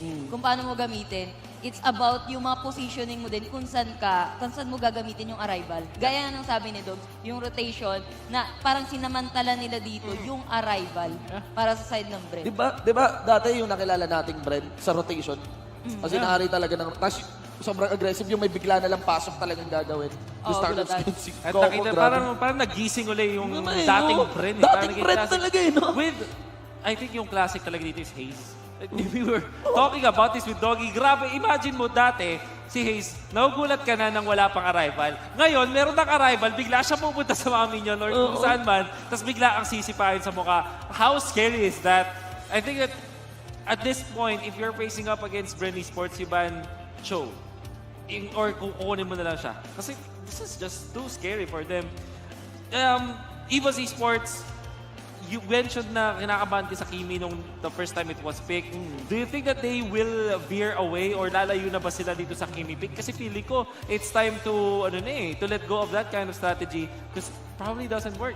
What do you think, guys? I mean, yun nga, yung ganyan di natin expect. Hindi sila nagka-clash. They wanted to push.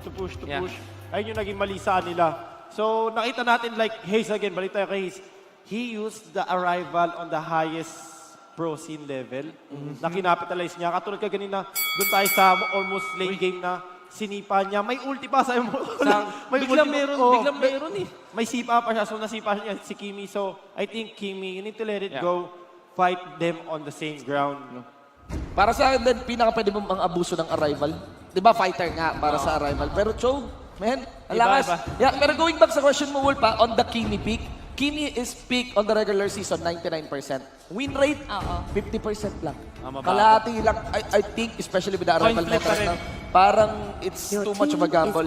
Yeah, feeling ko din kasi sa sobrang dami ng pick ng Kimi, aral na ng lahat. And going back, pag pinili mo ang Kimi, gaya ng binabanggit sa atin lagi ni Butters pag may mga huddle, napapwersa yung buong team mag-adjust sa Kimi pick. So, but it's more of an all-in strategy na kapag nag-game siya, naku po, kailangan natin magbago, kailangan natin mag-strategize. Kasi nga naman, the thing with Kimi right now is napaka-heavy niya sa pag-execute ng inyong strategy. And that will go back to the draft.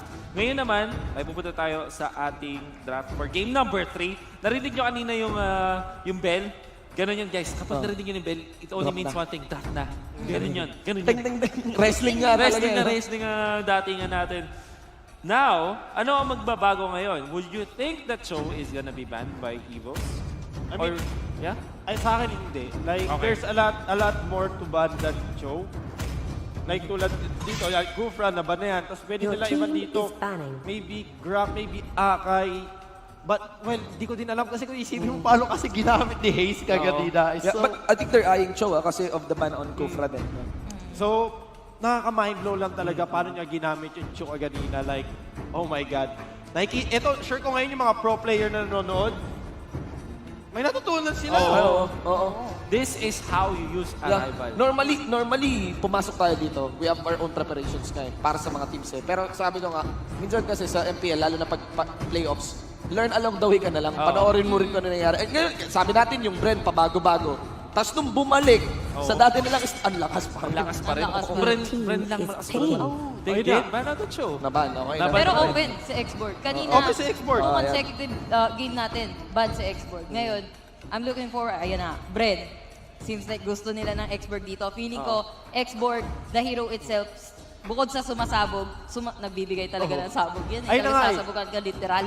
Totoo, like, ang lakas pa na, true damage yung sabog niya. Ang matindi pa doon, kahit i-support mo siya or i-fighter mo, Malakas. true damage pa din yung sabog. How do you answer the export? Kasi siguro yung mga viewers din natin, pag naglalaro sila ng rank game sila, syempre top 1 na ba yan. But every time na ma-open siya, pipiliin siya. By the way, shoutouts to Boss Lex din doon. Vocalist. The vocalist, yun. Syempre, si Airline ACG at mga the gang. How do you answer the export? Anong sagot para matalo ang export? Ako feeling ko ang sagot para matalo yung X-Borg kasi ang pinakamalaking factor ng X-Borg is yung Piraga armor niya. So you just have to burn those armors right away. But Busin mo agad. hindi ko lang masyadong feel if Kimi, viable si Kimi. Kung wala bang huhuli kay Kimi. Pwede naman si Kimi i-burn niya yung armor kasi hindi din naman ganun kadaling makakalapit yung X-Borg. Kumbaga kasi meron din namang chemical refinement pang Mamba out, etong si Kimi. But still, X-Borg, yung Piraga armor niya, yun yung nagpapalakas talaga sa kanila. Yeah. Supposed to be may direct counter sa export, which is the choke. Kaso nakaban nga. Kaya yun yung opportunity ng Bren na ginawa. Sinecure ka agad yung export talaga. Ano, pili kayo. Export. Kanina pa yun nung gini-roll out yung ban, pinapapili. Export ba or chow yung ibaban. Tapos yun nga, either way panalo yung Bren doon. So, ngayon sa export, I'm not so sure lang. Kasi nga, I'm banking on kung ako boboto sa Bren. Gusto ko sana yung dating Bren pa rin. On what worked on that game too. And alam natin na bagong pick din naman yung export pa rin sa Season 4. Lunox is the pick para sa EVOS Esports PH. I think that mas okay naman to kaysa dun sa kanilang mga nagamit kanina. I think yung Kagura did not work as well. I think yung Lunox, isa sa mga heroes na hit or miss pa rin. Dahil dun sa mga nerfs na meron sa kanya. Pero kasi pag binigyan mo naman siya sa mga taong kabisado to, like Tufen for example, kaya naman to eh.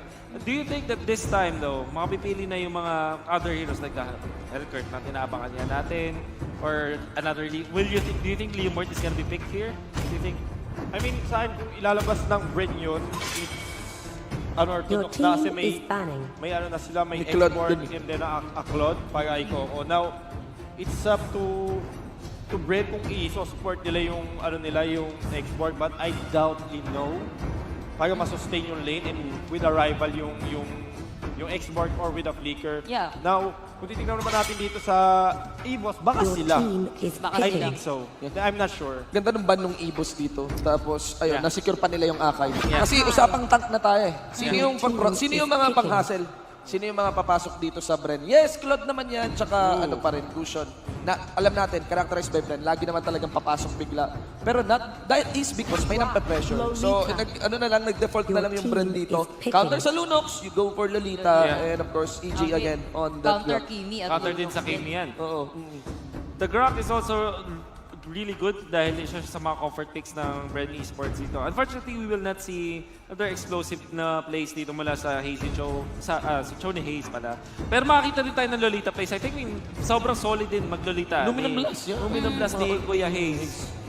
EVOS, how do they close this out? Gonna go for the Minotaur. Ooh. Oh, super weird. Kasi right now, paspasan na yung game natin, then you're gonna pick Minotaur, which is super slow sa lahat ng bagay. So, super weird. I think sana may strategy sila dyan. Oo. Rafaela is open, ha? Actually, might be Minotaur. Kasi ipinoproblema nila kanina yung Blazing Duet ni Claude. Minowan Fury, I believe, can stop yung Blazing Duet. That's also true. That could be one.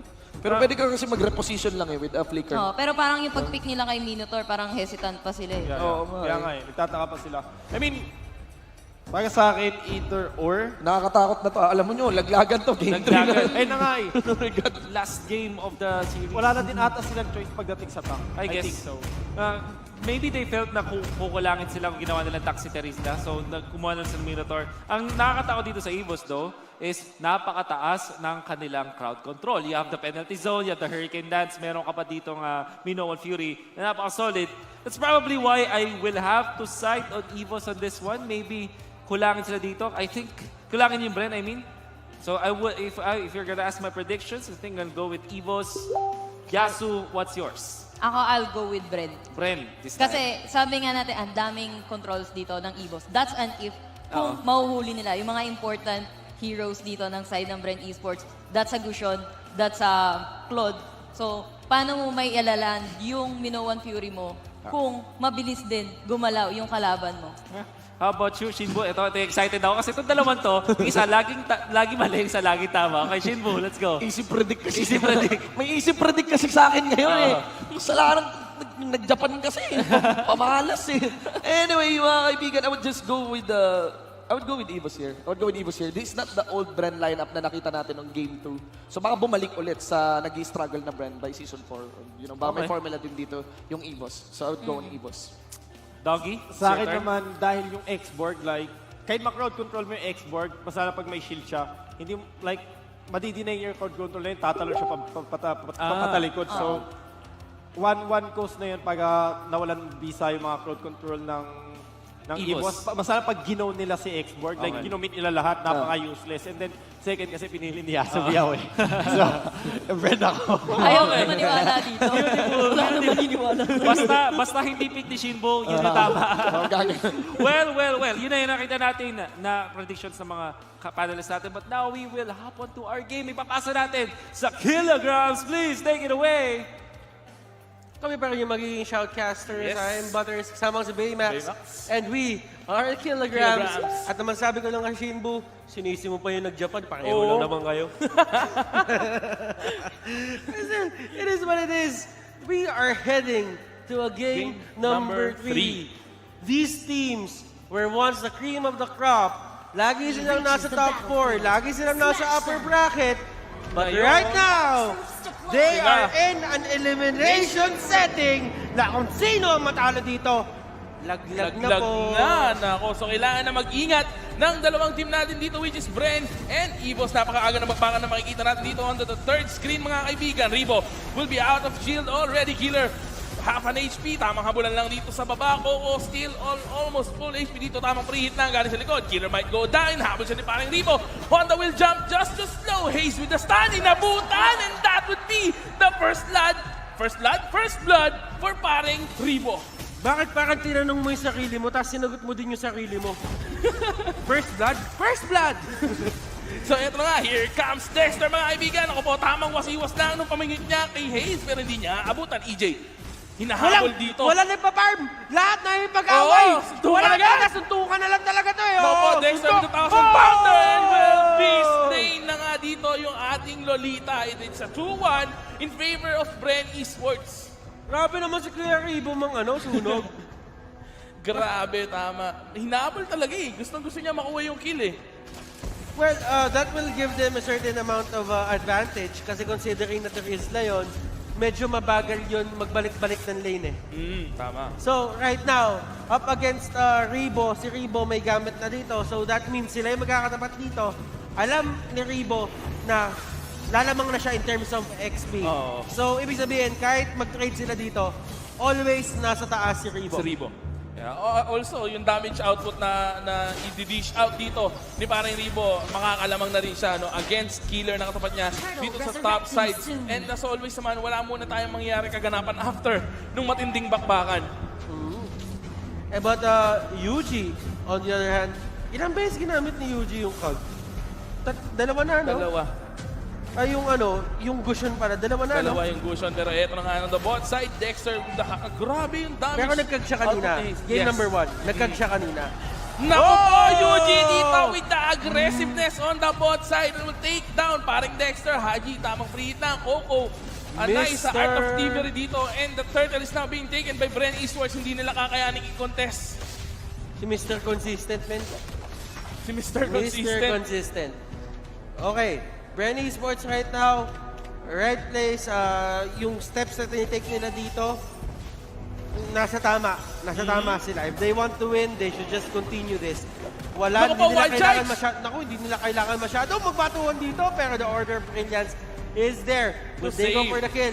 Si EJ dito, medyo tinitake niya lang yung mga binabatong Jolen dito ni Haji. Haji, they're just trying to push down or to take down EJ. Naku, niluto yung baka! Ginawa ng tapang. Up, Dexter. Going in, going out. The combination is there. One for it! Grabe! No, binablast mo ako sa takedown dito si paring Honda. Tamang habol lang coming in from Bren eSports. Ito na yung ating ultimate coming from Ribo. Haze with the stun. Killer trying to run away pero mukhang hindi ka na makakatakas. Here comes Yuji once again with that assassination technique, mga kaibigan. Ang ganda ng paglilinis na ginagawa dito ng Bren eSports. At ito, yung Bren na kilala nating lahat. They're trying to make ends meet. At kanina, kung iisipin mo, nasa alanganin na sila.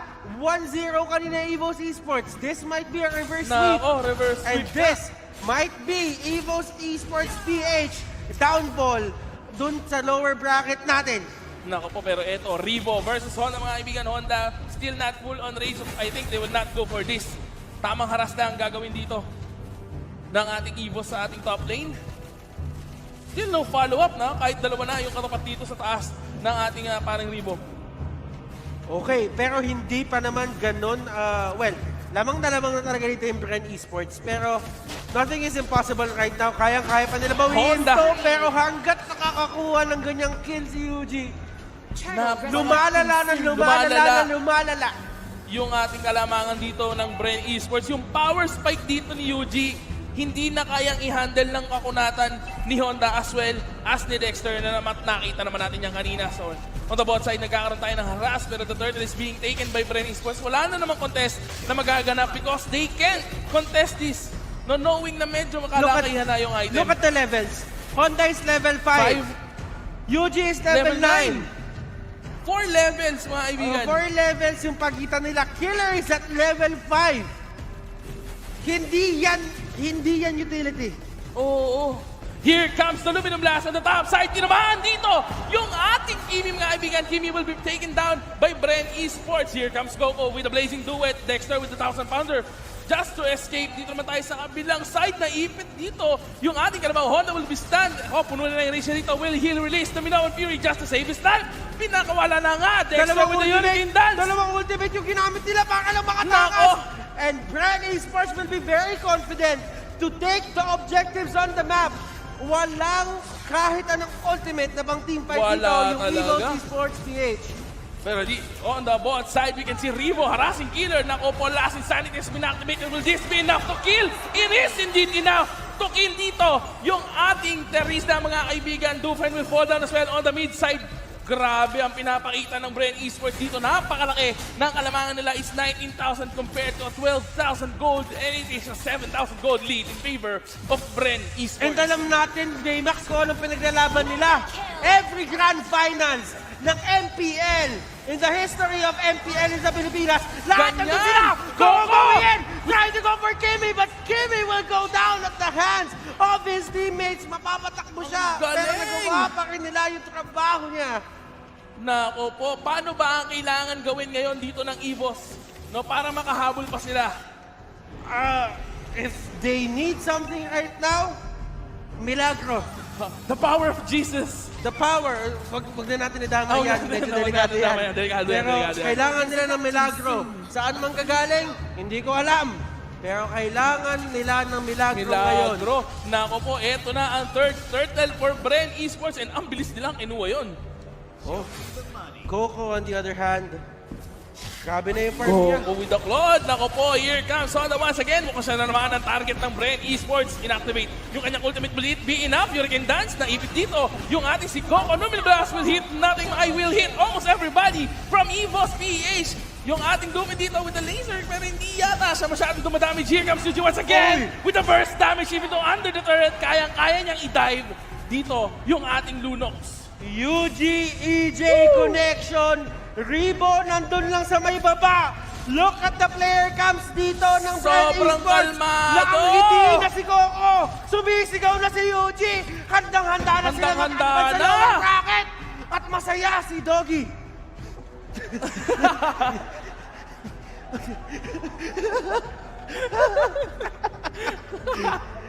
Pero insane. Nako po. Rebo. Bakit mo nasabing masaya si Doggy? Ano Wala, yun yung prediction niya eh. Tama, prediction niya. So, hindi talaga tama yung prediction lagi ni Kenshinbu. Wala, tumaliwa siya. Pero mamaya na pag-usapan yan. Honda, mga kaibigan, nagkaulian na dito. Airborne kilak dito na mamaso ng mamaso. Power of Hurricane Dance sa gitna. Siya ay nasaktan. Last insanity. Sabi nakagitna. UG will get another kill. Grabe, first UG! Isa pa! Isa pa! Bigay nyo na! Ang gusto ni paring UG, mukhang gustong-gusto niya rito makakuha ng Mania or Savage. Sa pinapakita niya. Actually, sa damage output niya, he can literally pull off a Savage. Pag nagkaroon pa. 4 yung pinatay ni UG. Walang patawad. Walang patawad. Grabe. 20 Mr. versus 3. Consistent. Mr. Consistent indeed. 20 to 3 mga kaibigan in favor of Bren Esports. Sobrang laki ng lamang nila dito. Kaya pa ba kayang humabol dito ng EVOS PH or this will be their downfall? Grabe yun! Nirikulan. Vintage Aethermain. Vintage Bren Esports. Next Dexter. na going in. Nahuli si Ribo. Doc Ribo. White charge, penalty zone. Tignan natin kakayanin. Nominum blast. Tinamaan daw walang magdadive kasi alam nilang nasa turret na sila. And also, UG is dead kaya hindi na nila idadive pa. Okay, si Coco dito. Naku. Tinigilan ni Coco. Sinukuan niya yung Lord. Hindi kinaya. Hindi kaya mag-isa. Walang malakas kay Lord mag-isa. Walang malakas. Kaya niya naman yan. Pakiramdam ko, kulang lang sa vitamins. Kulang sa vitamins. I feel na yung lifesteal niya ngayon isn't really enough. Lifesteal isn't really enough. Tama. Pero tamang chill pa rin yung Bren Esports dito. Hindi pa rin nila tinatapos. Even though napakalaking pressure na yung binibigay nila ngayon sa EVOS dito. Nako, Wind Talker. Wind of Nature na actually dito. Wind Nature. Wind of Nature. This just goes to show na nire-respeto pa rin ni Coco yung Kimi. Yung Kasi Kimi alam dito. niya kapag nalagay siya sa alanganin dyan at di siya makagalaw, pwede siya i-take down ng Kimi. With the press of the Wind of Nature, kahit pa paano mamimitigate niya yung damage. Hindi agad siya mati-take down dito. Pero grabe Kuya naman dito si Hayes, no? Tinambayan na lang yung mid lane. While his entire teammates are taking now the Lord, wala pa rin alam yata dito yung EVOS PH. And EJ on the front of everything here. Rebo, talaga nag-show lang sila ng lanes. They're taking their time. Hindi nila kailangan magmadali. And Coco, lahat ng crab pinatay. Oo, pinuwas. Top to bottom. From top to bottom, from left to right. Left to right. Talagang simot. Kita mo And naman. look at the items of the tanks here for EVOS Esports PH. Let me give you a certain comparison. Look at the tanks of Bren. Kung gaano kadami yung item nila. Look at the tanks of EVOS Esports PH. Dalawa pa lang yung core. Pareho yung item nila. Pareho pa. Yes, para tama. silang boy band. O yun, bumili pa. Dalawa magkasabay Pareho pa. pa. Leather armor. Leather Sabay na sabay. armor. Sabay na sabay. Mag-best friend, indeed. Kumbaga, pagka sumasayaw ka sa boy band, di ba isa lang yung costume nyo? Ganun sila. Yan din Ganun yun. sila. In sync, kumbaga. In sync. Maganda yun. Pero eto na nga, here comes the Lord. The Lord might come knocking down on the mid lane. Mga kaibigan, tignan natin kung kakayanin pa bang depensahan ng EVOS PH yung base nila. Ay, Coco going in. Naku po, napakatapang ni Coco talaga Tandaan dito. natin, si Coco meron pang blazing do it dito. But here comes the Minoan Beauty Killer with the penalty zone. Is it enough? It is not enough to clear the entire Bren Esports. They will come knocking into the EVOS PH base, mga kaibigan. And this might be the fall down of EVOS. Grabe ang pinapakita dito ng Bren. Napakatindi. And now they're taking the third tier turret on the top side. Grabe na yung pressure na ibibigay nila rito. May minion na. I think they might end this game right now. And this it. Is this the end of EVOS? The run of EVOS. Eugene na doon sa pinakataas. Haji, wala siyang damage. EJ going in. Half-life yung base. Minoan Beauty na to. Nominum blast! And Nominum blast! Nako po, I think hindi na talaga kaya ng EVOS PH with that blazing duet. Nako, And tinakas na. that is it! The first team out of Mpl-Ph playoff. It's going to be EVOS Esports. Nako, medyo sayang ang laban. Ano ba yun? Pinagpawisan ka rin Ha? Pinagpawisan ka na. Sumigaw na ako eh. Still, it is what it is. Please give a round of applause for EVOS Esports PH for showing us a good fight. Show, yes. Putting on a good show. Goodness. This is heartbreaking. Kasi yung usual na nakikita natin na mga tao, sabihin natin EVOS Esports PH, they're one of the mainstays na talaga ng MPL. And to just see them get taken out of the MPL playoffs. Kakaiba na yan. Alam nating masakit to sa mga fans, pero syempre mas masakit pa rin to para sa Flex because they gave their best, pero it is not enough. No? And Against Bren. what a performance That was actually a reverse sweep. Kakaiba. But, wala. Isipin mo, lower bracket pa lang yun. Lower bracket. Pakiramdam ko, Kuya Baymax, ang kailangan natin gawin dito. Ipasa na natin sa panel natin. Oo, pasa Kasi na ako, natin. kailangan ko na huminga. Ako, pakiramdam ko, kailangan mo na din huminga. Kaya ko pang huminga. Kaya mo, Oo, kaya mo pa. kaya natin Okay, huminga. we will be passing it back to our panel. Mukhang tama si Doggy. So much sa kilograms tandem, mga pakalapit na cast at tama ka ating mga caster. Back here in the panel, my name is Wolf, your panel host. Siyempre nandito si Yasu, nandito si Shinbo at si Doggy na mukhang parang isa pa lang yata ang mali dito ni Kuya na. Pero Kasi naniwala siya kay Shinbo. Shinbo, ikaw, what happened there? What was wrong? Bakit? Ay, shoutout sa mga fans ng Bren. Hindi ko sila binoto. Sabi ko nga sa kanya, hindi naman siya nag-iisa. Tama ka naman. Actually, tama naman. So far, the Kimi, very risky on Yes. that one. And, yung pala, mas malakas yung dating Bren kaysa sa pabagong-bagong Bren. Kahit nawala yung choke, kay Hayes, he's still stellar, you know, on other heroes din. Still yung Lolita nga, classic naman na Hayes champion, di ba? Na Hayes hero. And, ayun, Claude. And of course, UG once more. Actually, namatay si UG kanina, pero parang hindi ko ma-count as pagkamatay. Kasi parang naglalaro na lang si UG. Na lang sila. One thing that I have to say is, this gives us a lot of, sabihin na nating throwback. Kahit pa sabihin, actually last year lang yun pero parang ang tagal na nung feeling Na ang gusto ko sabihin dito is that fans of Bren eSports, lalo na may Classicator mate, sobrang saya nila sa nangyayari. Lalo to sa series na to, kasi nagkaroon tayo ng throwback UG, Maniacs, nakita tayo ng Haze Show. More importantly, nakakita tayo ng classic recall, which I think for me is napakasaya pag ikaw ay fan ng Bren. Iconic, no? Sobrang iconic, sobrang, alam mo yung boy band least, TP. The boy band TP, parang at this point hindi na siya talagang, it's not like parang nagyayabang na sila ngayon. It's more like gusto nilang pakita na no, Bren is confident pa rin. Kaya pa rin nating manalo and it's giving hope to all the fans. But now, let's talk about how the game goes. Where did it go wrong para sa EVOS eSports?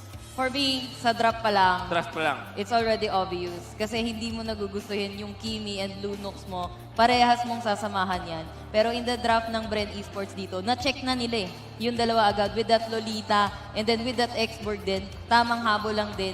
Na yung umpisa ng pagpasok pa lang sa game, patay na agad. Even the Terizla, wala rin nagagawa. Against an X-Borg, sinusunog lang yung mukha niya. I mean, totally agree ako doon kay Yasmiyaw dahil projectile yung Lunox, projectile yung Kimi. So, Lolita. Lagyan mo ng Lolita sa agang pa din. Wala na, di ba? Like, ayun yung pinakamasakit doon sa EVOS. And then, props naman sa Bren at saka kay EJ kasi I think